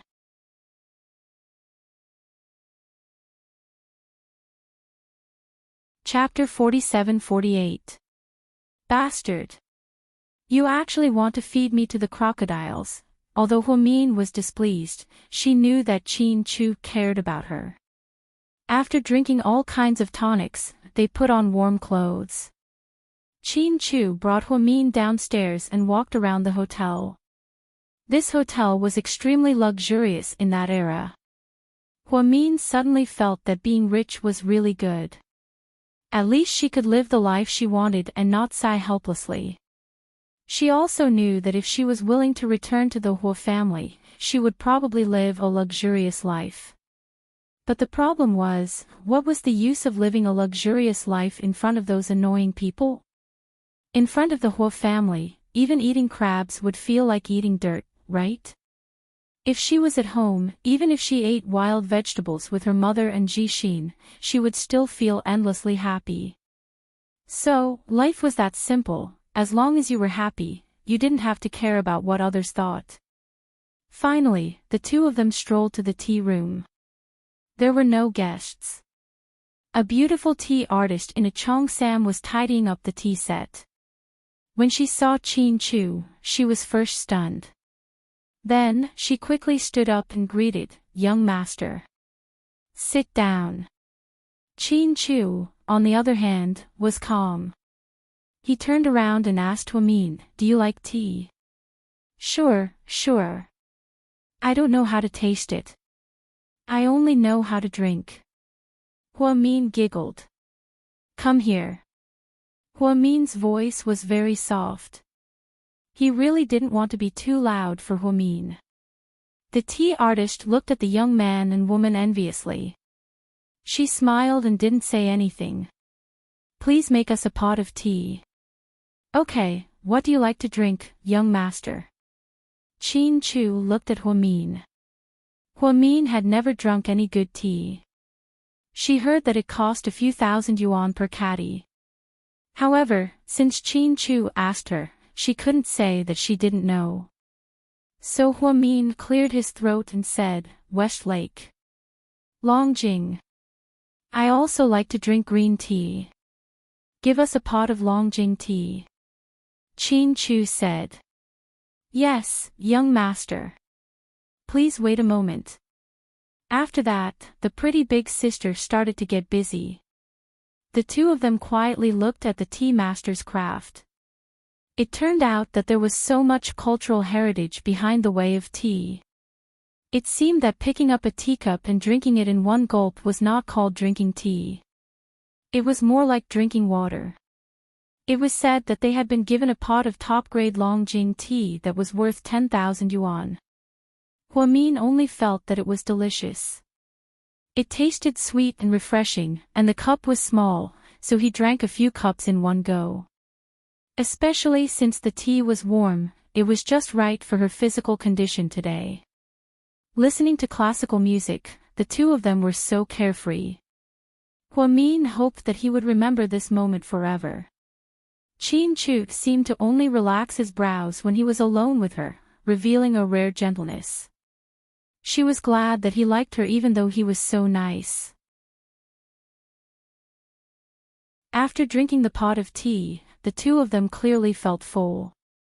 When Chin-Chu said that he was going to swim, Hua-Min was extremely excited. However, when he arrived, he found out that Chin-Chu was going to swim alone. He only left Hua-Min in the resting area to sit and watch how he swam. There were actually quite a few swimming pools, but Chin-Chu was using the VIP pool, which was a place where only VIP members would come. So, there were only 5 or 6 people swimming in the entire pool. Chin-Chu was afraid that Hua-Min would be cold, so he asked for 2 thick bath towels. He put one on Hua-Min and put the other on the side. Then, he watched as Chin Chu took off the white bathrobe he was wearing outside, revealing his proud Apollo's belt. Huamin blushed instantly, then, he looked a little embarrassed, but he couldn't help but want to peek. That feeling was extremely complicated. After all, this was the first time he saw Chin Chu naked.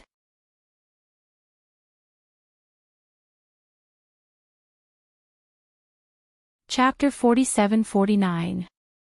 Chin Chu did not notice Huamin's shy gaze behind him. He jumped into the water and started swimming. His movements and posture were extremely standard. It was obvious that he had received professional guidance. Huamin rested her chin on her hand and looked at the water. She thought dejectedly, if she really married Chin Chu in the future, would she be out of place? He knew how to swim, play basketball, climb mountains, play golf, taste red wine, understand the differences, and learn 4 languages. She only knew how to eat potato powder and sleep. She didn't even know how to play billiards, which was taught by Lingling. Most importantly, she didn't know how to cook. If they really lived together, it would be very strange, right? She suddenly thought of the popular movie Meteor Garden. The male lead in the movie fell in love with Cinderella. That was probably just a TV drama. Moreover, they had gone through many twists and turns. The male lead's mother was firmly against them being together. She even introduced the male lead to a rich young lady from a prestigious family. Life was not a TV drama. For a proud son of heaven like Chin Chu, his future path was very obvious. He would go abroad, study abroad, and then come back to take over the family business. Finally, he would marry a lady of equal status and have children.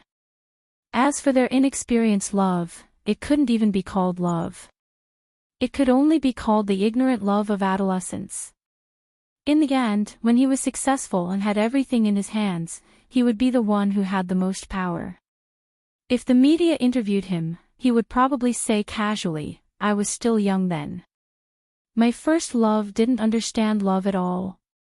Perhaps it was because the hole in her brain was too big, but when Huamin thought of these, her heart actually ached. These were the futures she had envisioned for Chin Chu, but it was also the path that Chin Chu would take. Thinking of this, she felt a little sad. She lowered her head and went into a daze. So she didn't even notice Chin Chu coming ashore. All of a sudden, Chin Chu sat down beside her and deliberately made big movements, splashing water all over her. Huamin came back to her senses.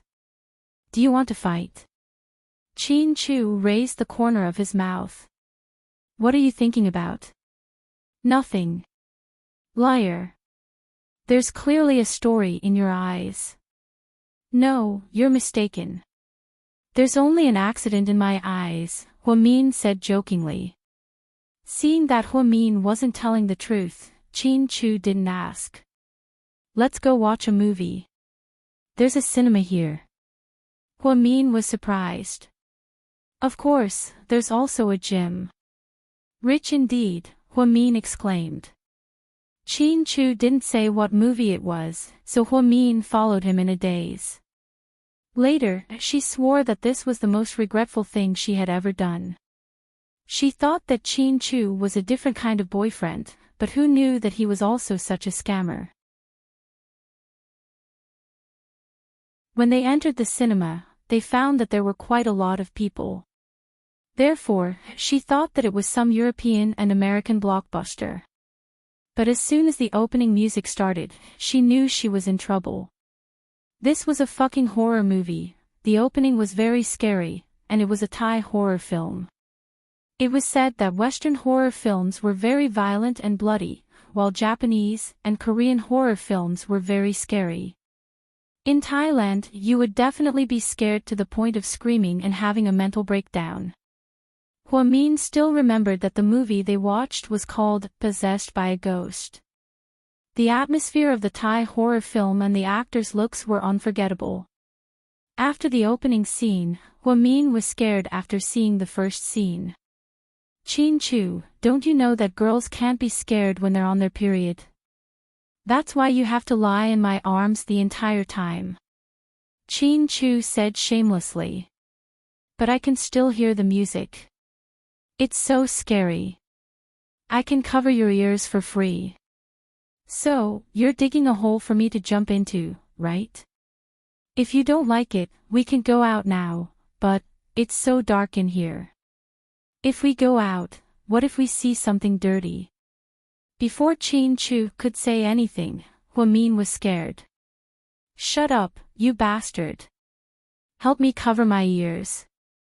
Then, Hua-min fell into Chin-Chu's arms in almost 3 seconds. Chin-Chu smiled gently and reached out his warm hand to cover her ears.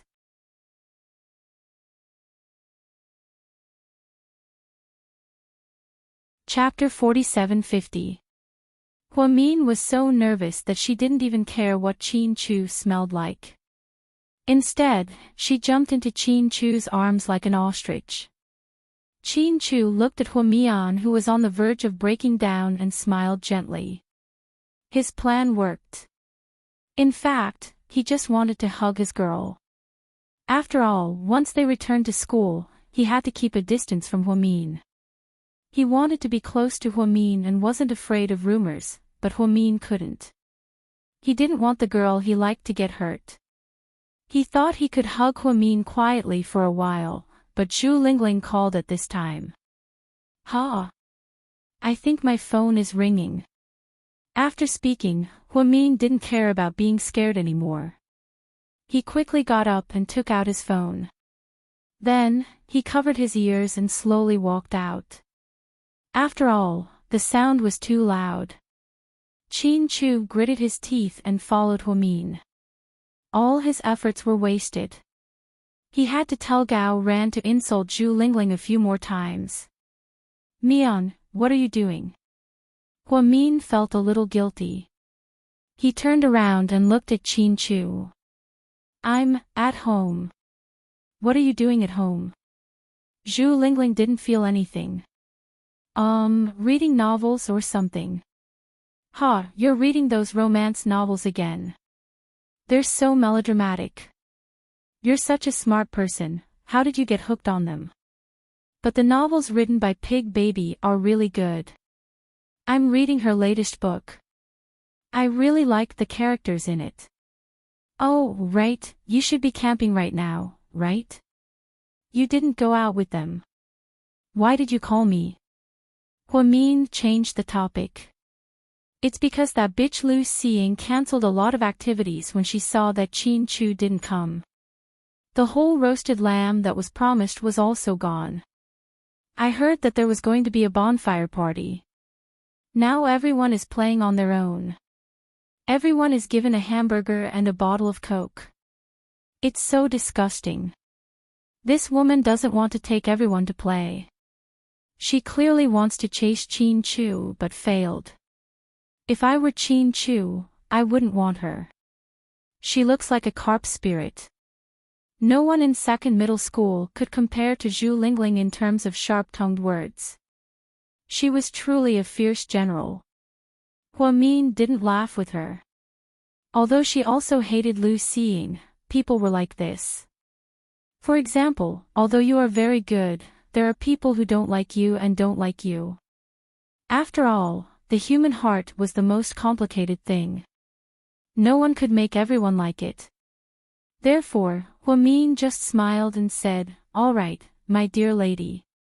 Have fun. Be careful. It's windy at night. Cover yourself with more blankets." After chatting with Zhu Lingling for a while, she hung up the phone. Only then did she remember that she had run out of a horror film. When she turned around, she saw Chin-Chu staring at her. Hua-min laughed and said, "Wicked or not? Take me to watch a horror film." "I thought you liked it," Chin-Chu boasted shamelessly. "Like your head. You scared me to death. If you take me to watch a horror film in the future, I'll climb on your window at night." "You're welcome to climb, but my house is very high. You have to be careful. Do you need me to get you a wire? Chin Chu laughed. Are you trying to anger me to death? How is that possible? If I anger you to death, who would want to be my girlfriend? Chin Chu said very naturally, but Huamin blushed again. Don't talk nonsense. Do you know that puppy love is a sin? What sin? Chin Chu asked. It's a sin for young boys and girls to think too much and not study hard, Huamin said righteously. Chin Chu laughed and said, You're the one who decided the sin. Just then, a male waiter rushed over in a panic. Young master, the chairman is here. Chin Chu's expression changed slightly.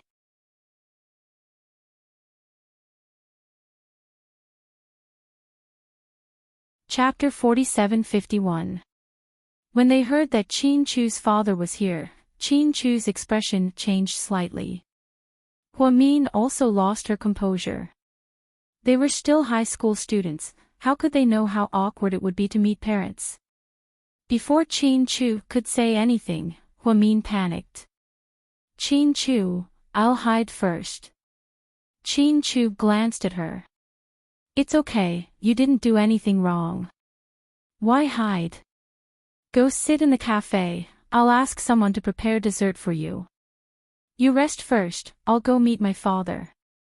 Then, Chin Chu asked someone to send Huamin to the cafe before he went to the meeting room. When Chin Chu's father arrived, he went straight to the meeting room and talked to a few of the hotel's executives about the hotel's renovation. When Chin Chu arrived, he was still in the middle of the meeting. Chin Chu knocked on the door. Dad. Chin Chu's father looked at his son calmly. Come in, you can listen in. After Chin Chu entered, he also participated in the meeting and listened attentively. An hour later, the father and son walked out of the meeting room. Does your mother know that you're here on Yunding Mountain? Chin Chu's father asked his son. Chin Chu shook his head. I heard that you brought a classmate here. Chin Chu's father continued to ask. Chin Chu was silent for a few seconds before he decided to tell the truth. Dad, that girl is my girlfriend. Chin Chu's father was not surprised when he heard this. It was normal for teenagers to have feelings for each other overseas. After all, everyone was young once. Then she must be very outstanding. Chin Chu's father did not expect this to be the first sentence he said. Come to think of it, he knew very well what his son was like. The girl he liked must have something outstanding about her. Yes, she's very outstanding. Chin Chu nodded. He agreed. I thought that you would like a girl like Yisher. Song Yisher was indeed good-looking and their families were quite close. However, Chin Chu did not seem to have any feelings for her and did not contact her. Song Yisher is outstanding in the eyes of adults, but she is outstanding in my eyes. It's normal for you to have such thoughts at your age, but don't go overboard. You're still a student, don't affect her negatively. Dad, why would I? Chin Chu raised his head and looked at his father. I won't tell your mother about this. You know her temper, she'll be anxious. Chin Chu nodded and then thought of something. He asked his father, Dad, do you want to meet her? This time, Chin Chu's father was shocked. Chu, do you think this is appropriate? Chin Chu's father looked at his son had a complicated expression. Everyone knew that relationships in school rarely blossomed, so Chin Chu's father thought that his son was just experiencing the first awakening of love and would go abroad or go to college in a few years. Maybe he would find someone else. Boys were fickle in love. Instead, as he grew older and the environment changed, he would be attracted by the new things around him. Many things would be replaced, including his standards of liking girls. However, Chin Chu wanted him to meet that girl. What did this mean? This meant that the girl was very important to Chin Chu. She was definitely not his first love. Chu, do you have any plans? Chu's father asked as he looked at his son's calm eyes. After 5 seconds of silence, Chu said faintly, Dad, she's the one I want for life. I'll marry her in the future. After I graduate from high school, I'll bring her to America to study. We'll get married when we come back. If it was someone else, Chu's father would think that his son was too naive. However, he was shocked because he knew his son too well.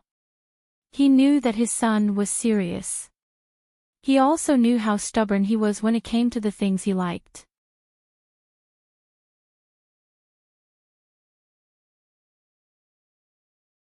Chapter 47-52. Chu, are you serious? Mr. Chu asked again. I am. Chu didn't even need to think before he told his father in a firm tone. Then I'd really like to meet this girl. Mr. Chu was very curious at this moment. What kind of girl could make such an outstanding son fall head over heels in love with her? He was even thinking about the future now. After all, Mr. Chu had met the girl in middle school, the one from the Liu family, twice. She was quite pretty. However, Chu didn't even like to talk. Song Yisher was a very outstanding girl with a first-class family background. However, every time they met when they were young, Chu seemed to want to stay as far away from her as possible. Now that he suddenly told him that he was going to study abroad with the girl he liked and get married, Mr. Chu was very shocked. Chu was wondering if he should let his father meet Huamian. With Huamian's personality, perhaps his father would like her. As long as his father agreed, it would be much easier to deal with his mother. Just then, Mr. Chu's phone suddenly rang. After picking up the phone, Mr. Chu smiled. I wanted to meet you, but there's something urgent to deal with at the company. I'm going back to Sea City now. Do you want to come back with me? No. Chu refused without hesitation. He didn't want to take his father's ride back. He wanted to go back alone with Huamian. Besides, he planned to leave tomorrow. He didn't want to waste a day alone with Huamian. Hearing his son's words, Mr. Chu smiled and turned around. Chu's father's attitude wasn't very clear, but he knew in his heart. He believed that he had the ability to convince his parents. No matter how long it took, no matter how difficult it was, they would definitely accept Huamian. Because she was the one for him in this life. In the cafe, Huamian only ordered a cup of mocha. Then, he watched a beautiful woman play an elegant piano piece and spaced out for a while. When Chu came in, she didn't even notice. It wasn't until Chu flicked her head that she reacted. What are you thinking about? You're back. Huamian turned around and looked at Chu with a hint of nervousness. Yes. You saw your father. Yes. Did he blame you? Huamian asked nervously. Chu laughed. Why would he blame me? Huamian felt a little guilty. He lowered his head and sipped his coffee as he muttered, after all, you brought an uninvited guest here. Plus, I've been living here for the past few days, eating, hiking, and buying clothes. Your father must have thought that I'm a femme fatale. You're thinking too much.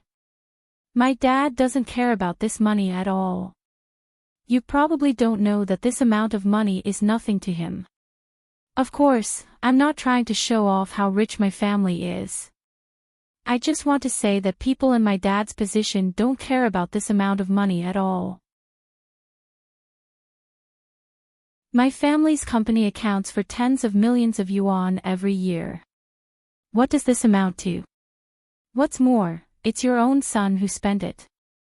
Perhaps because he was afraid that Huamian would feel uncomfortable, Chu explained so much at once.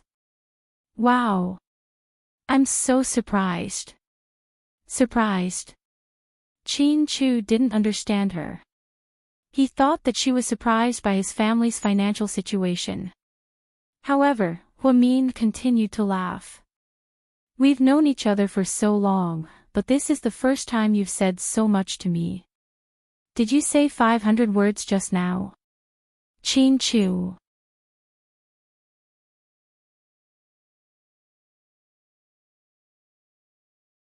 Chapter 47-53. It had to be said that Huamin's brain was very big. Sometimes, if you were distracted for a moment, you wouldn't be able to keep up with her frequency. She was a person who liked to jump around and was very logical. Of course, Huamin understood what Chin Chu meant. To sum it up, she was rich and willful. Huamin felt that the expenses over the next few days would be tens of thousands, or even hundreds of thousands. However, for Chin Chu's family, it was like an ordinary person spending $1. It didn't affect them at all. Is the coffee good? Chin Chu lowered his head and looked at Huamin's coffee cup. Yeah, it's not bad. As soon as she finished speaking, Chin Chu picked up her coffee domineeringly and took a small sip. Then, he shamelessly commented, "It's not bad. I'm drunk. Do you like to steal other people's things that much?" Last time, he stole her drink. This time, he stole her coffee. This guy seemed to like to steal. After hearing Huamin's words, Chin Chu didn't even frown and smiled. I only steal from you. Ahem. It's so stuffy in the coffee shop. Why don't we go out for a walk? Chin Chu looked at the sky. It seems to be getting colder outside. You're on your period. Don't go out. You're right. Although she was on her period, Chin Chu still felt a little embarrassed when he said that. Huamin lowered her head. Her cheeks were red as she continued to pretend to drink her coffee. I have to help my dad with some business later. I might have to attend a video conference. Chin Chu looked at his watch. Because his father was on the way home, it wasn't very convenient for him to attend the conference. Therefore, before he left, he told Chin Chu that he would have a conference in half an hour. Of course, what Chin Chu's father handed over to Chin Chu were some company expansion projects, not the main business.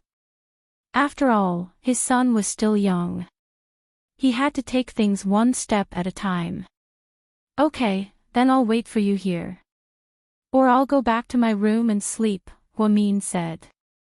Go work on SAP, Chin Chu said. Ha! Huamin suspected that he had misheard.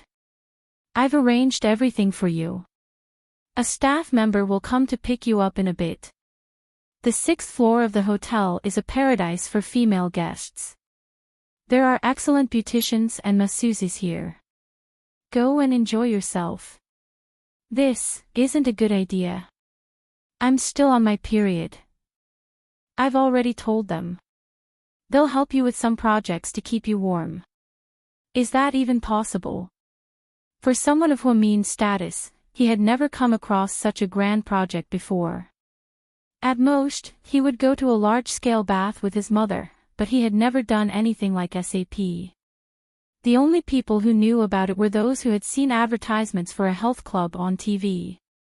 Only then did they have a rough idea of what it was. However, she didn't expect that Chin Chu had even arranged for this. Go, don't be afraid. I'll pick you up for dinner after the meeting. Chin Chu stroked Huamin's head lovingly. They were like an old couple. In fact, at this time, they were only in their teens. People said that although teenage love was immature, it was true and pure. Because at that time, they didn't have any complicated personal emotions. They only loved this simple person. Sure enough, after a while, the female manager of the beauty department came to pick up Huamin. Chin Chu also went to the conference room. Huamin was still a little nervous. In fact, she was especially afraid of embarrassing herself. After all, she didn't want to embarrass Chin Chu like a silly girl from the countryside. Therefore, she followed behind the manager without saying a word. "Miss Hua, young master said that you're still on your period, right?" "Yes." Hua Min nodded.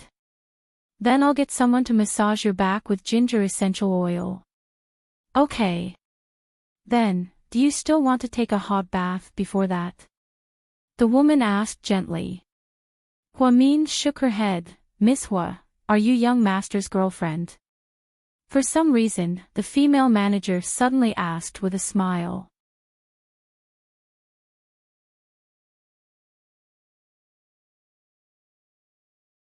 Chapter 47-54.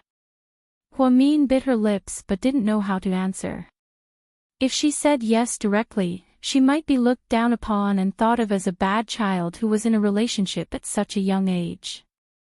But if she said no, it would be too hypocritical. Chin Chu brought her to such a faraway place for a vacation. How could they just be friends? Perhaps seeing through Hua Min's thoughts, the female manager continued, "Our young master likes it here. He comes here a few times a year. Sometimes with the chairman and his wife, sometimes with his friends." "Did he bring any other friends here?" Hua Mian suddenly felt uncomfortable when she heard this. Could it be that there were other girls who came here before her? "There's one. It's a boy. He's tall, thin, and very handsome." "Ha, that's Gao Ran, right?" Hua Min's heart suddenly lit up. Yes, it's young Master Gao. They both like to swim. Young Master Gao is very funny. He's very humorous. Unknowingly, Hua Min chatted with this woman and was not as nervous as before. Hua Min was brought into an 80-square-meter beauty salon by the female manager. She originally thought that all the guests were here to get their beauty treatments, but she later realized that it was only a private room. The degree of decoration was truly breathtaking. At that time, the color of nouveau riche gold wasn't popular yet. The decorations were all in the Mediterranean style, white and blue. Moreover, the decoration style was an imitation of Thai style and was very charming. As soon as she entered, she smelled the scent of rose essential oil. Hua Min couldn't help but sneeze. Then, she rubbed her nose embarrassedly. "Miss Hua is young master's good friend." "Do it well, yes, manager." After Hua Min was brought in, the female manager left, leaving only two beauties in work clothes behind. This was the first time in Hua Min's life that she had done SAP. It was a full-body massage with essential oil and a basic facial hydration. For Hua Min, who didn't even know how to use cosmetics, it was like discovering a new world. The young lady who did the facial also recommended some skincare brands and daily hydration methods for her. She probably thought that she was the daughter of a wealthy family. Any bottle of the thing she recommended would cost more than 1,000 yuan.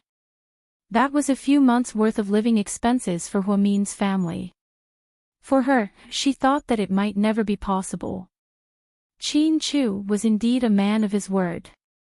After Hua Min finished 2 hours of SAP, he came out and saw Chin Chu sitting on a chair at the door, waiting. The moment she saw him, she felt inexplicably at ease. "How is it? How was the experience?" "Not bad." Hua Min smiled. "Let's go and eat." Chin Chu got up and naturally held Hua Min's hand. Then, the two of them walked through the corridor and took the elevator to the restaurant. Chin Chu's love for her had never been concealed. It had always been exposed to the public. Hua Min began to feel uneasy, although society was no longer as feudal as before, where families had to be of equal social status. But, was she really good enough for Chin Chu?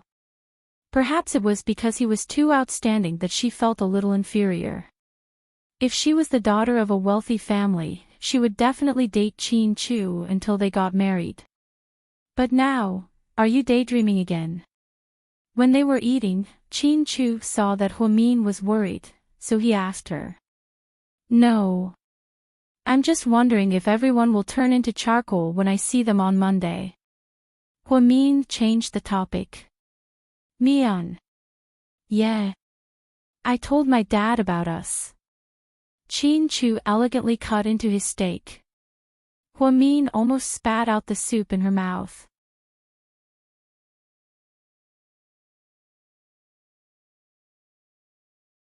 Chapter 47:55.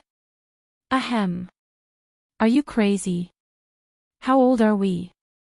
Why do I have to tell you? What I mean is, why do you have to tell your dad? Huamin was so anxious that she couldn't even speak coherently. My dad knows that I brought you here. Then why don't you just say that I'm your good friend? Huamian covered her face with her hands, feeling extremely ashamed. What was going on? How old was she? She wasn't even fully grown yet, and she was already in a relationship. Not only was she in a relationship, but her parents even knew about it. She felt like she was being hit in the head. Chin Chu saw her nervousness and didn't blame her. He only smiled gently. I have to set the stage for him, because I still need him to pay for us to study abroad. Abroad? Study abroad. Huamin never dared to think about these things. To her, it was too far away. Her grades were excellent, and she had thought about going to Hong Kong or Singapore. But now that Uncle Jing was working, only her mother and Jixin were left at home. She was afraid that as soon as she left, the animals in the Huo family would pounce on her and bully her mother and brother to death. That was why she turned down so many offers from high schools and came to Second High, which was not far from her home. Chin Chu looked at Huamin's face and said slowly, after I graduate from high school, I'm going to the States. My parents planned this for me before they left, and it's also what I want to do. I want to go out and see the world. As for you, your grades are so good, we can go to the same university. You don't have to worry about tuition and living expenses, my dad will pay for it. As for your parents, I'll talk to my dad later and see if he can take care of them. No. Before Chin Chu could finish, Huamin refused with a dark face. Chin Chu, don't do this. I know you like me, but please leave me some dignity. Huamin bit her lip as she said this. Chin Chu did everything for her good, but people had to live with dignity. They couldn't rely on other people's charity, especially when their family had hands and feet. Not to mention that with his mother's personality, she would not agree to the Qin family's help. Who knew how badly the Huo family would scold her in the future? I remember when I was very young, my mother always said that we can be poor, but we have to have dignity. Old people in their 70s or 80s could even set up stalls to sell some snacks. Our family has hands and feet, so why don't we support ourselves? So from then on, she lived with Uncle Jing in peace and forgot everything that had happened before. One had to know that her mother had been in the limelight before, but in the end, for her and her younger brother, she returned to her family and returned to being ordinary. Chin Chu also felt that Huamin might not be able to accept his suggestion. Therefore, he rephrased it. Mian, if you don't want to, you can apply for a scholarship to study with me. The university I'm going to will send out invitations to all the outstanding people in the world every year. If your grades are good enough, they won't charge you anything. As for your living expenses, you can work part-time while studying. I'll help you find a job. Upon hearing this, Huamin's expression softened. 3 years later, we'll talk about it later. Huamin lowered her head and ate her steak. In fact, she didn't really want to talk about this with Chin Chu. She had nothing. Other than a good brain, she really didn't have the right to talk about studying with him. Then it settled, Chin Chu said again, thinking that Huamin tacitly agreed to go with him in 3 years. At that time, neither of them would have thought that after graduating from high school, they would be separated for 7 years.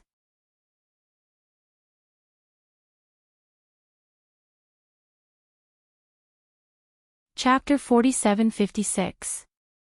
After returning from Mount Yunding, it was obvious that the relationship between the two of them had improved. In the blink of an eye, it was winter vacation. Huamin couldn't stay at home for a month and a half. He went to tutor others. Zhu Lingling was also bored, so she went to a luxury store to be a temporary salesperson. With Qin Chu and Gao Ran's family background, they didn't need to work. Therefore, the two boys played basketball most of the time. Whenever Huamin was free, he would bring Zhu Lingling to eat with them. The four of them had a good time. Qin Chu was a Scorpio, and his birthday had passed a long time ago.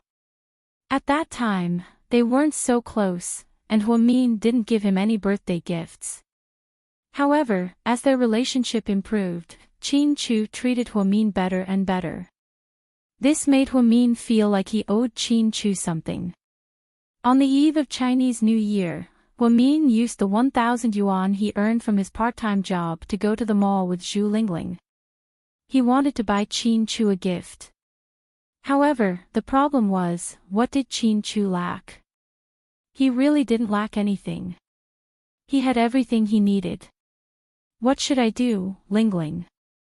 It's so hard to give him a gift. Huamin sighed. Why don't we learn from TV dramas? You can make a cake or something for him, personally. He'll be happier, right? Forget it, forget it. It's too childish. Qin Chu doesn't like sweets. Zhu Lingling's suggestion was immediately rejected by Huamin. The two of them walked aimlessly in the mall. Suddenly, they saw a jade shop. For some reason, Huamian walked in. She wanted to walk around, but Qin Chu didn't say anything. But at a glance, he saw the seal carved out of jade. Of course, it was just a sample, but it was very beautiful. Huamin couldn't take his eyes off it, so he went over. Little girl, do you want to take a look at the jade seal? It's very nice. This kind of retro style is very popular. The shop assistant greeted warmly. How much is this? It depends on the material used. The most common one is only about 2,000. What about this one? Huamin pointed at the light green badge. This one is a little more expensive. It costs 5,000 yuan. 5,000. So expensive. Huamin was stunned. He touched the 1,000 yuan in his pocket and left with Zhu Lingling. What? You want to give him a stamp? Zhu Lingling saw through Huamin's thoughts. What do you think? It's pretty good, but the price is also pretty good. Zhu Lingling smiled. Let me think about it. I have more than 2,000 yuan here. I can lend it to you. Zhu Lingling could tell that Huamin liked it.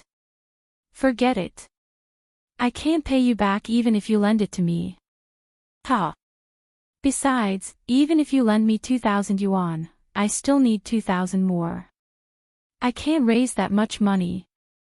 Huamian didn't even dare to think about it. It was too far from her own money. However, she did like the stamp at first glance. She felt that the gentle jade matched Qin Chu's temperament. Although Qin Chu came from a prestigious family, he wasn't arrogant or rustic at all. Hearing Huamin's words, Zhu Lingling didn't say anything. The two of them found a random place to eat. During this time, Qin Chu called and asked them to have dinner together. Mian, what are you doing in the afternoon? Watching a movie.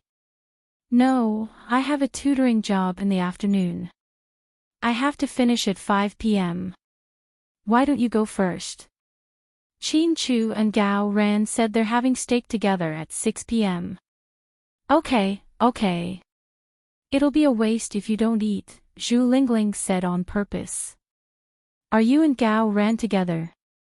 Huamin couldn't help but gossip.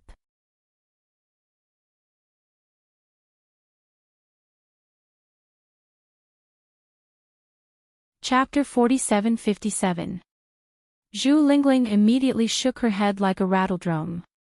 Don't talk about him, I'm annoyed by him. Huamin rolled his eyes at her. If you're annoyed by him, why are you eating with him? Qin Chu is the one who's treating, what does it have to do with him? Who said that? Gao Ran is treating tonight, Huamin deliberately exposed her. Zhu Lingling choked for a moment and continued to say self-righteously, all the more reason for me to go since he's treating me. I'm going to eat until he goes bankrupt.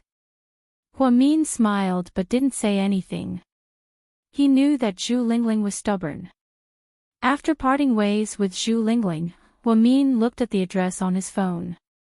For the sake of safety, she worked with educational institutions to tutor people. She signed up with an educational institution and had to give them a portion of her salary. However, it was very safe. All the jobs were randomly assigned.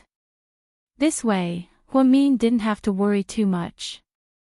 Seeing that it was in a bustling neighborhood, Huamin didn't think too much about it.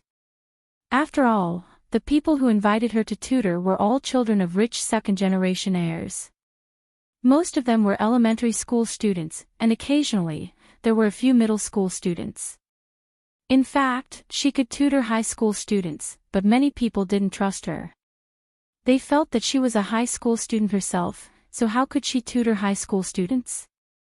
However, there were pros and cons. Huamin was very popular in the tutoring class because he was the top scholar in the middle school examination. The tuition fee was also higher than others. Others were around 50, 60 yuan an hour, but Huamin was 80 yuan. However, many parents still looked for her for a simple reason. They all hoped that she could teach their children some learning experience. Huamin was a little thirsty, so she bought a bottle of mineral water when she passed by a stall. Then, she walked to the address. To her surprise, the person who opened the door was Hua Xiqian. Huamin was stunned. Sister Mian, you're here, you. Huamin didn't know what to say. I've been too lazy to do some homework in university recently, so I need your help. Hua Xiqian, who was wearing a white bathrobe, pointed at the pile of books on the table. I'm here to tutor you, not to help you with your homework. Goodbye. After saying that, Huamin turned around to leave. She didn't want to help Hua Xiqian even if it was tutoring, let alone doing homework.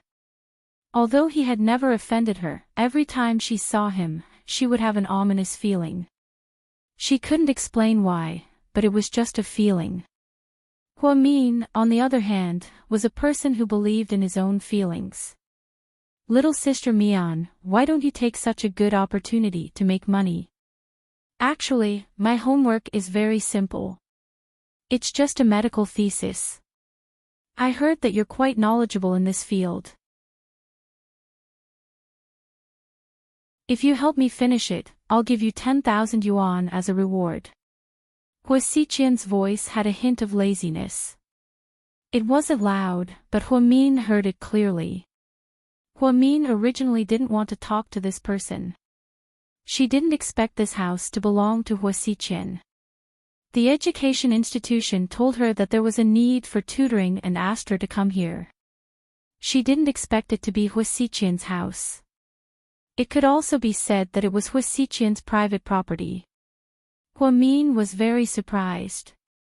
Her instincts told her that she had to leave as soon as possible because Qin Chu had told her more than once to stay away from this guy. However, when she heard the 10,000 yuan, Huamin hesitated. It wasn't because she cared about the 10,000 yuan, but because she really wanted to buy that jade seal for Qin Chu. Therefore, Huamin stopped, turned around, and glanced at Hua Xiqian. Thesis. 10,000 yuan. Yes. Hua Xiqian smiled. How many words? Huamin asked.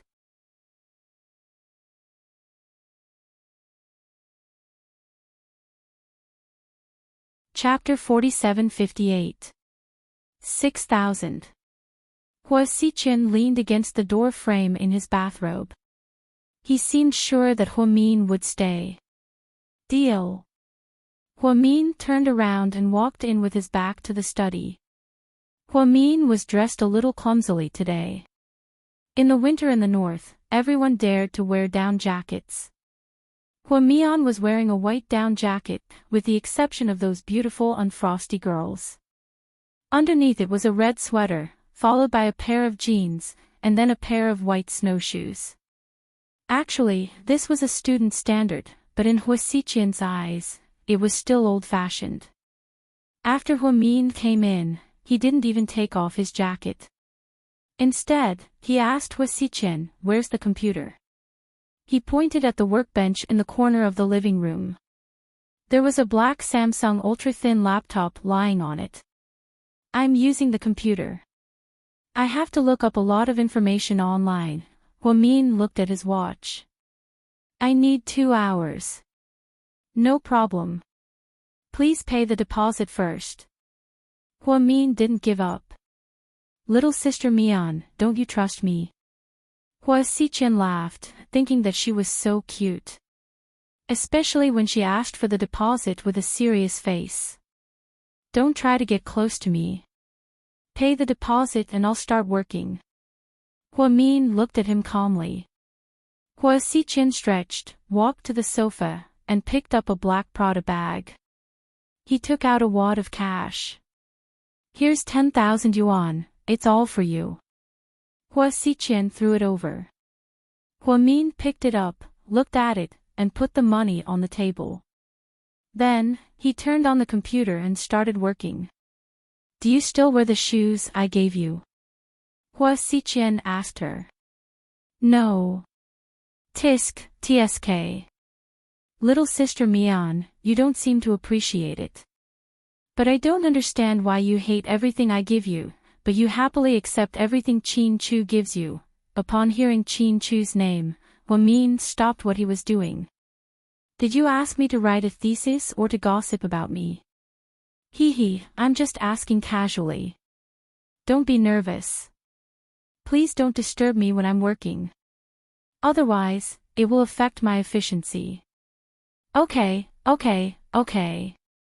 Go on with your work." Seeing Huamin's attitude, Hua Xiqian decided not to disturb him.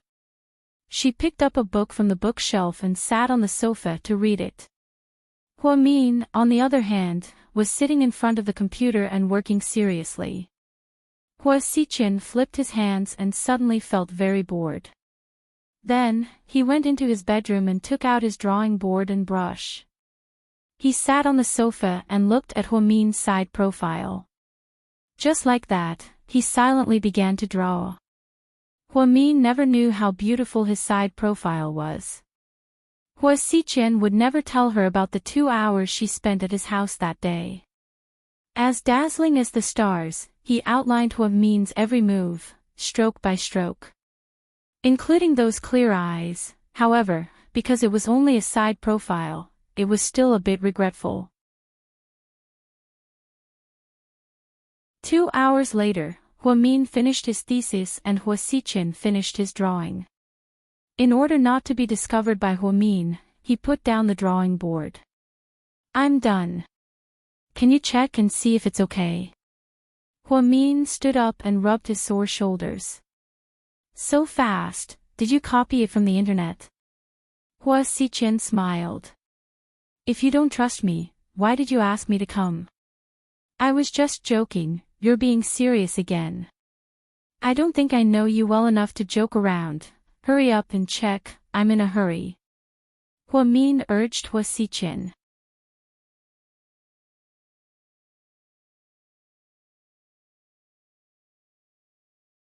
Chapter 4759.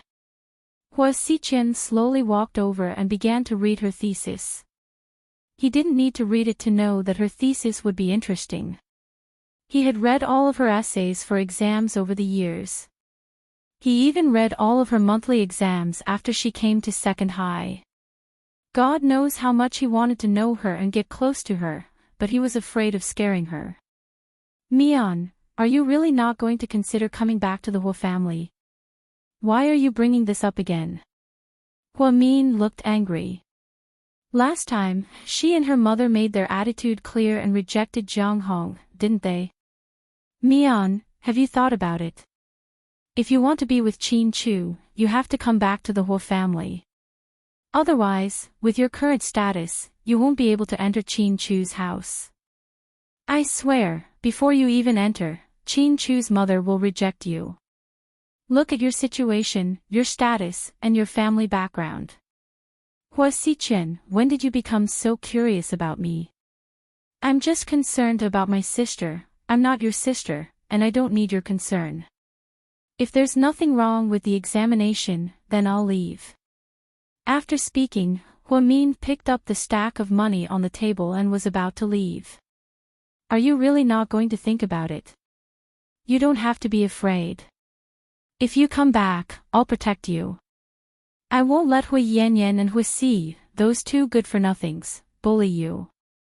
Hua Xichen really wanted Hua Min to come home. Why?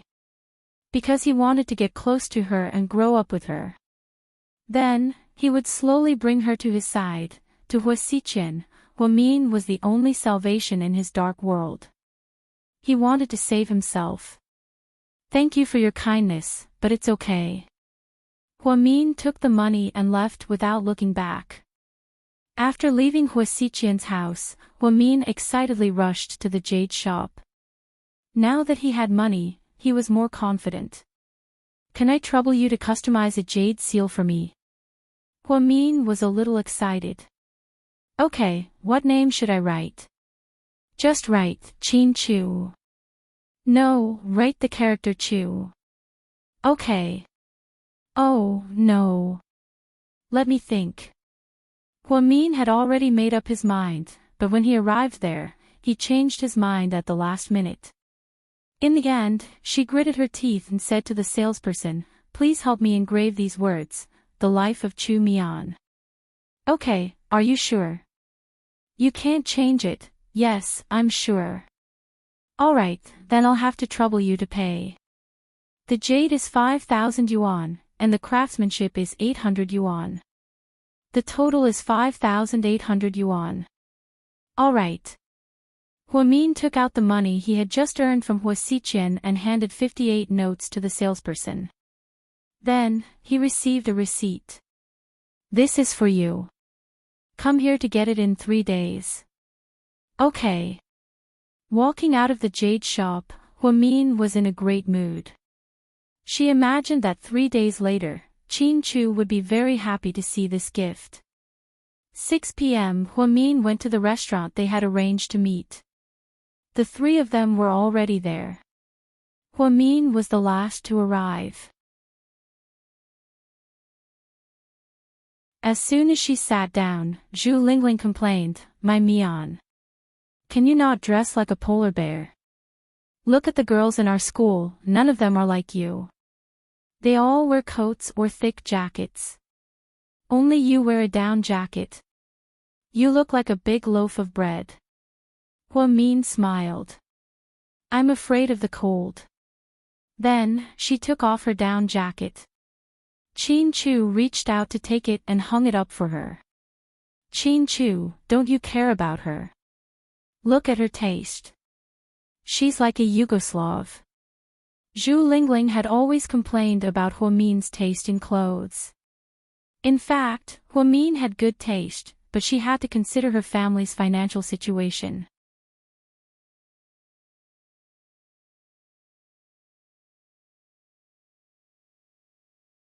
Chapter 4760. It's good that she's like this. Qin Chu had always been protective. Fine, fine, fine. You have a strong taste, so I didn't say anything. It's fine as long as you two like each other. Seeing that she was in the wrong, Zhu Lingling couldn't be bothered to say anything. How dare you talk about her? Look at you. What are you wearing in the middle of winter?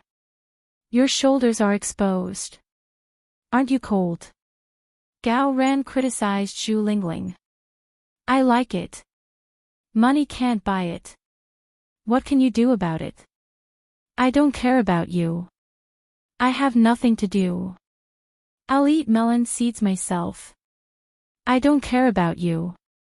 Thus, the two of them started arguing again. Chin Chu and Huamin were already used to it. Chin Chu cut the steak and handed it to Huamin with a fork. Zhu Lingling and Gao Ran were fed dog food. Hey, by the way, Mian. How was your tutoring this afternoon? Did it go well? Zhu Lingling asked casually. Huamin felt a little guilty. After all, she knew that Chin Chu didn't want her to have any contact with Hua Xiqin. So she nodded and said perfunctorily, "It's fine, it's the same as this morning." Gao Ran took a sip of his drink and teased Huamin, "Brainiac, how much have you made recently?" "More than 1,000. Huamin said. "Then shouldn't you treat us to a big meal or something?" "Sure." Huamin nodded. "No." Chin Chu refused. "Hey. Chu. I'm asking Huamin to treat us, why are you in such a hurry? It's hard for her to make money. What do you want to eat?" "I'll treat you." "I'm the same as her," Chin Chu said. "Ioyo, Ioyo," Zhu Lingling and Gao Ran jeered at the same time. Huamin's face turned slightly red. "Do you have to be so obvious? Eat your food." Chin Chu covered Gao Ran's mouth. Chin Chu actually felt bad that Huamin had to go out to work during the winter vacation. Because the weather was 20 degrees below zero, Huamin was as cold as a walking radish when he sat on the bus. Running all over the place to tutor others was indeed not easy. But he couldn't help her. Last time, when he returned from Mount Yunding, the money that he had secretly placed in her wallet had been returned by her. Because of this, Huamin angrily warned him that if he did this again in the future, he would definitely ignore him. Chin Chu was so scared that he didn't dare to give the money directly. He could only pretend to meet her by chance, drive her a few times, or buy her some hot milk tea. After dinner, Chin Chu drove Huamin home. Gao Ran took a taxi to send Zhu Lingling home. What was rare was that this was the first time Gao Ran officially sent Zhu Lingling off. It was rare that everyone was in a good mood today. Unexpectedly, when they were waiting for a taxi, they met an acquaintance. A black Mercedes-Benz 600 stopped in front of them. The car window slowly rolled down, revealing a delicate face. "Gao Ran, why are you standing here?" I'm having dinner with a friend, and then I'll send her home." Gao Ran smiled. It's cold, why are you waiting here? It's not easy to get a taxi here." "Come, get in, I'll send you home." "That's not good, right?" Gao Ran was a little hesitant. "Hurry up and get in." The girl insisted, so Gao Ran had to bite the bullet and get in. He even brought Zhu Lingling with him. Zhu Lingling wanted to refuse, but when she saw that Gao Ran had taken the initiative to open the car door for her, she was too embarrassed to refuse. After getting in the car, she realized that the atmosphere was very awkward. Zhu Lingling was sandwiched between the girl and Gao Ran. But she didn't know this girl at all, and she had never heard Gao Ran mention her. "Hello, I'm Yu Wenwen." The girl smiled. "Zhu Lingling." "Gao Ran, is this your classmate?" the girl asked him.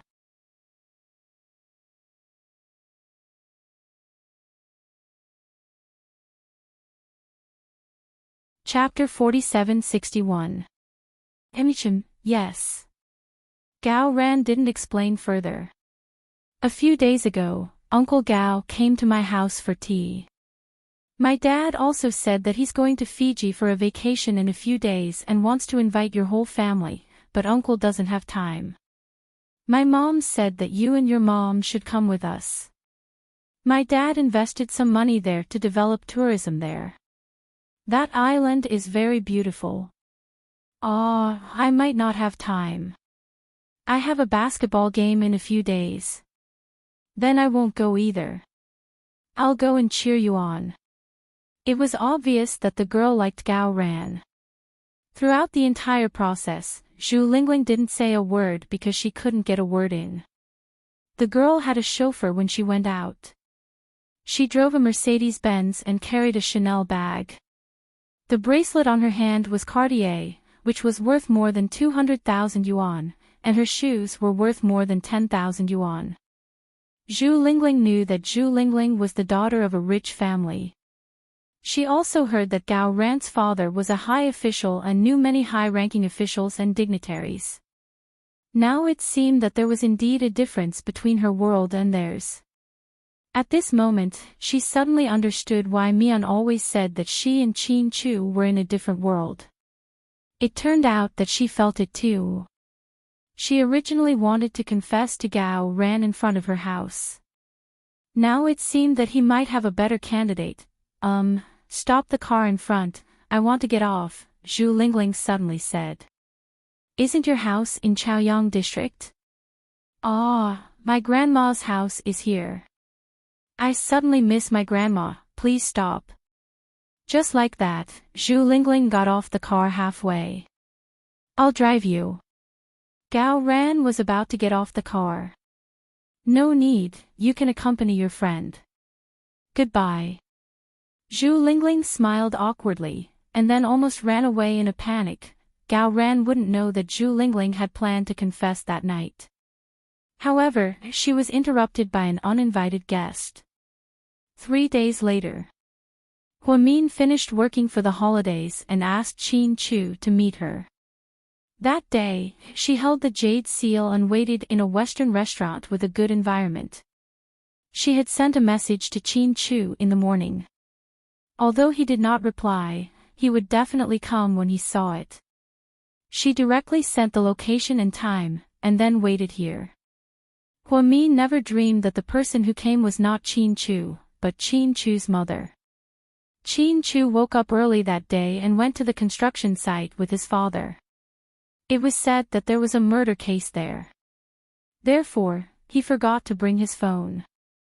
However, when Qin Chu's mother was packing up, she saw the message on her son's phone. Then, he went to meet her. When a beautiful middle-aged woman sat in front of Huamin, her heart began to beat wildly. Hello, I am Qin Chu's mother. Hello, Auntie. Huamin pretended to be calm. I saw the message you sent to my son. Huamin didn't say anything. She bit her lip nervously. If I may ask, you are his classmate, right? Yes, Auntie. We are in the same class. Then why did you ask my son out for dinner alone? Are you two close friends? Mama Qin asked. Qin Chu has helped me a lot, so I want to express my gratitude, Huamin explained, not wanting to embarrass herself. If that's the case, then there's no need. My son is kind and treats everyone well. He has helped a lot of people over the years, even the beggars on the street. So, you don't have to take it to heart. Huamin still didn't say anything, but her heart was already aching. Child, don't send messages to my Chu anymore.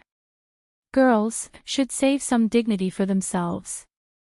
After saying this, Qin Chu's mother turned and left. Huamin's tears fell. She tightly held the seal that she didn't have time to give away. For the first time in so many years, she was wronged because of Qin Chu. Many years later, Huamin woke up in the middle of the night. She picked up her phone and saw a WeChat message from Zhu Lingling. Mian, are you going to the class reunion tomorrow? I heard. Ms. Yao is back. Qin Chu and Huamian.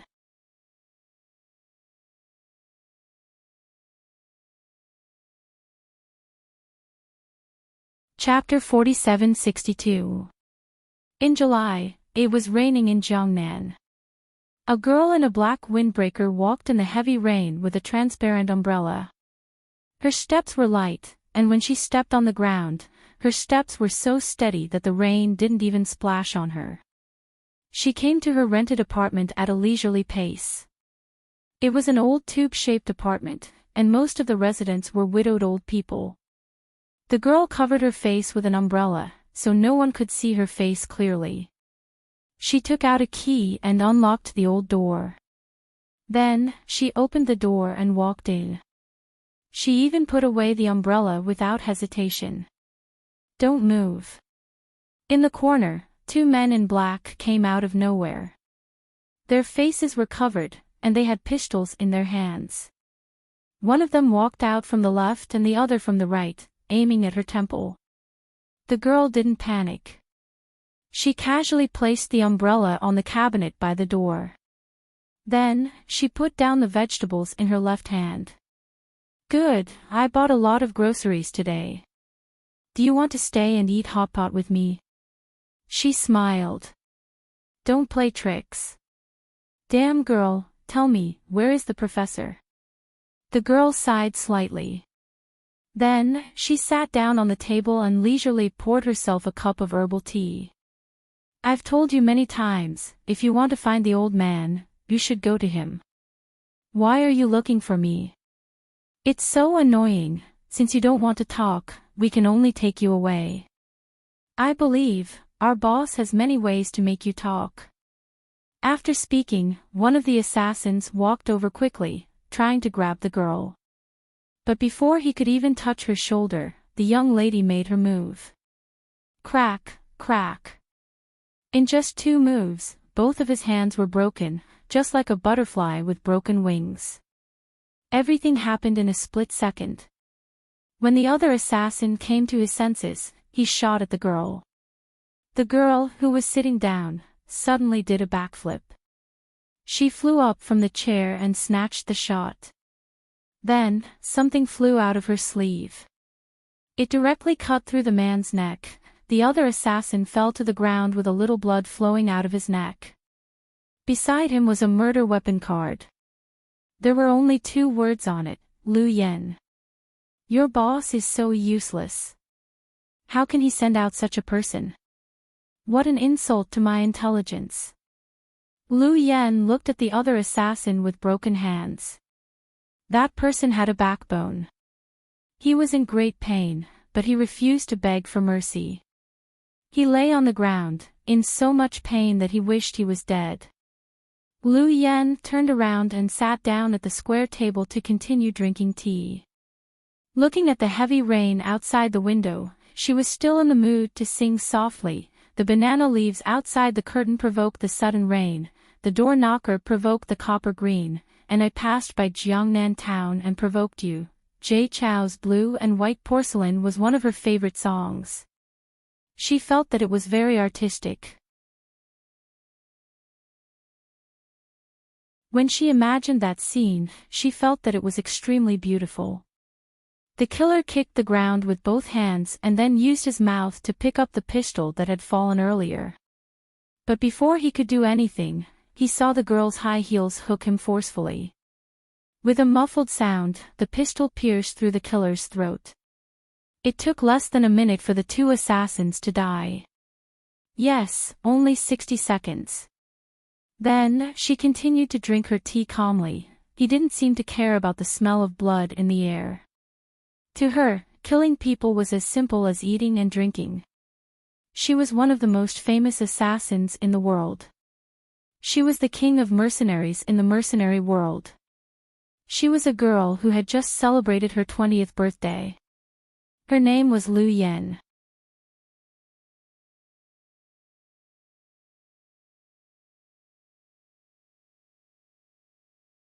Chapter 4763. Boss. Are you okay? 3 minutes later, 2 men in their 20s arrived. They were thin and weak men. They were Lu Yan's subordinates and had followed her since she left West Point Military Academy. "I'm fine. The bodies were melted with liquid. Clean this place up. Don't leave any trouble for the owner." Yes, boss. Lu Yen stood up and walked out. She didn't forget to pick up the transparent umbrella. After cleaning up the mess, Lu Yan's mood wasn't affected at all. She and her two subordinates found a small restaurant that served rice noodles. The restaurant in Jiangnan was beautifully decorated like a martial arts inn in ancient times. What would you like to eat? 3 servings of plain rice noodles and 3 bottles of beer. Okay. Please wait a moment. Boss, don't drink beer. One of her subordinates suggested out of kindness. Don't you think it's better to drink beer in this weather? The girl stuck out her tongue playfully. This was a face that could cause the downfall of a city. Red lips and white teeth, if there was a talent scout at this moment. If there was a talent scout, he or she would come over and ask for her contact information without hesitation. In this era where cosmetic surgery was the norm, such a natural face was hard to come by.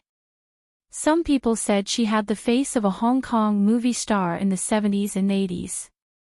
Some people said she had the most seductive oriental face. Some people even said she looked like the teenage Hong Kong star Li Zi. She smiled with dimples and swayed gracefully. When Lu Yen smiled, no one could resist her charm. But such a girl was in the business of killing people. 2 years ago, she graduated from West Point Military Academy with insane grades. She killed 3 senior instructors who wanted to violate her and more than a dozen European and American classmates. Then, she escaped from the academy with a few Asian classmates. Then, she set up a mercenary group and began to kill people all over the world. Of course, most of the people she killed were heinous terrorists or triad leaders. Or high-ranking officials of internal strife. In 1 year, she became the most wanted criminal in Interpol. Her code name was Second Mississippi. Why was she called Second Miss? It was said that Lu Yen had an older sister, but no one had seen her. Boss, when are we leaving? What's the rush? Are you done? Lu Yen lowered her head and looked at the dense password messages on her watch. No, I feel like we've been here for too long. It's not safe. There have been 7 groups of assassins in the past few days. But I haven't stayed long enough. Don't you think the rice noodles here are delicious?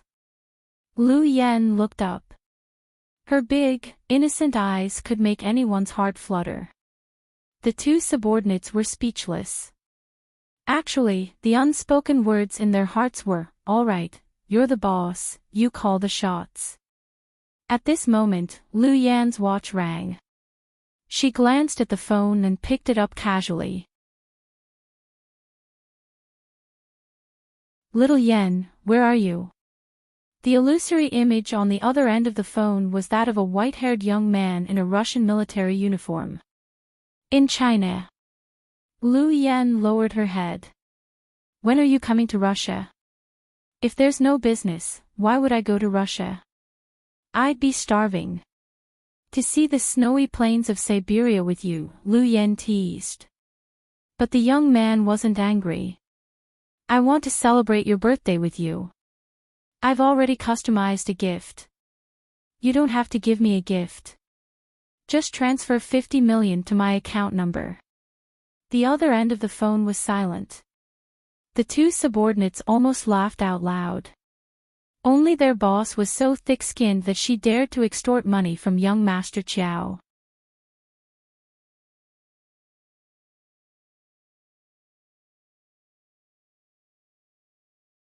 Chapter 47-64. If there's nothing else, I'm hanging up. Seeing that Xiao Fei didn't say anything, Lu Yen quickly pressed her watch and continued eating her noodles. 3 minutes later, her watch beeped and showed the transfer. It showed that she had transferred 50 million yuan into a Swiss bank account. Of course, Lu Yen used US dollars. So, she really extorted Xiao Fei this time. Who was Xiao Fei? He was the 3rd young master of the Qiao family, the #1 military family in Russia. He was favored by the whole family and would be the family head in the future. Lu Yan's subordinates, Alai and Jin Ju, had both seen Xiao Fei before. He was a very good-looking silver-haired young man. He was called a young man because he looked like he would never age. Especially Xiao Fei's face, which was almost paralyzed and expressionless.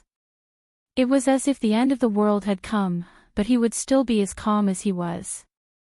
But only when he was with Lu Yan would he be full of love and smile brightly. Lu Yan and Xiao Fei had known each other since they were young. But because Lu Yan had been wandering around the world, they didn't see each other often. Therefore, they didn't have many chances to see each other. Lu Yan had her own headquarters on an island where even GPS couldn't locate. It wasn't because other countries' satellites weren't good enough, but because Lu Yan's technology was too advanced. She had hidden equipment that could make the entire island invisible. The most amazing thing was that if a ship or plane passed by nearby, she would use signal interference to make all of the uninvited guests change direction and take a detour. Of course, these amazing decorations weren't done by her. Instead, they were done by her father, the man who attracted the attention of the world, Professor Lu. "Boss, young Master Qiao is so good to you," Alai said straightforwardly. He had met Lu Yan at the West Point Military Academy. After witnessing her abilities, he had followed her willingly. Of course, they weren't deserters. They were in a secret branch of West Point Military Academy, which was a training ground for freaks. The others were all secretly captured by secret agents. They were geniuses from all over the world and most of them had excellent physical fitness. Lu Yan was basically walking into a trap. She joined willingly. In the hunting feast after graduation, Lu Yan, who was supposed to be the prey, was killed. She fought back with a few temporary companions and killed all the hunters. Lu Yan killed 3 senior instructors alone and escaped with the others. Marika was still crazily sending people to hunt them down in an attempt to take revenge, but taking revenge on Lu Yan was basically impossible. She had always thought that she must have been a cat in her previous life. Otherwise, why would she have so many lives? She had been shot and stabbed, but she still hadn't died. Bullshit. Am I not good to him? Lu Yan rolled her eyes. Alright, but you're only a little bit good to Xiao Fei. Xiao Fei is especially good to you. Hee hee. Everyone who was close to Lu Yan knew she was childish. Especially to her own people, she was like a 20-year-old girl, or even less mature than a 20-year-old girl. She was actually very childish on the inside. It was just that she had no choice but to do those things that made people tremble when they heard them outside. If ordinary people called eating, sleeping, and working everyday life. In this way, Lu Yan could treat chasing and being chased as a part of her job and life. Or rather, it was to survive. She was separated from her father when she was very young. In order not to bring trouble to her daughter, the professor kept his whereabouts a secret. Even Lu Yan didn't know his exact location.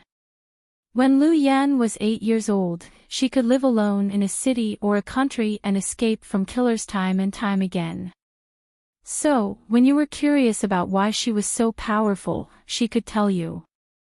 She can tell you very firmly, because I come from hell.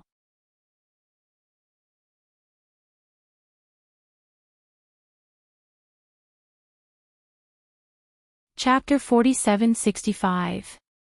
After that hellish escape, Lu Yan didn't dare to be weak. She didn't dare to give up. His dad had said he would work hard to support everything with his dad and give his sister a normal and stable life. You talk too much.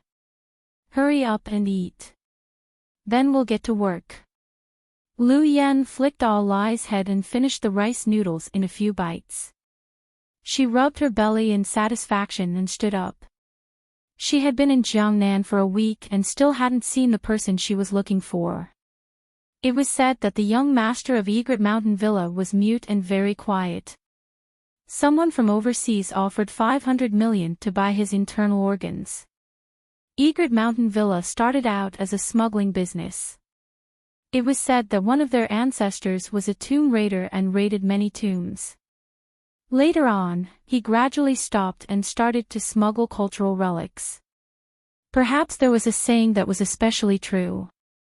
Digging up someone's ancestral grave was a crime against good karma. Therefore, the Bai family in Egret Mountain Villa had very few members. Even if there were some males, they couldn't keep them. It was even worse in Bai Guangzhou's generation. His son, Bai Chang, was said to be mute and never spoke.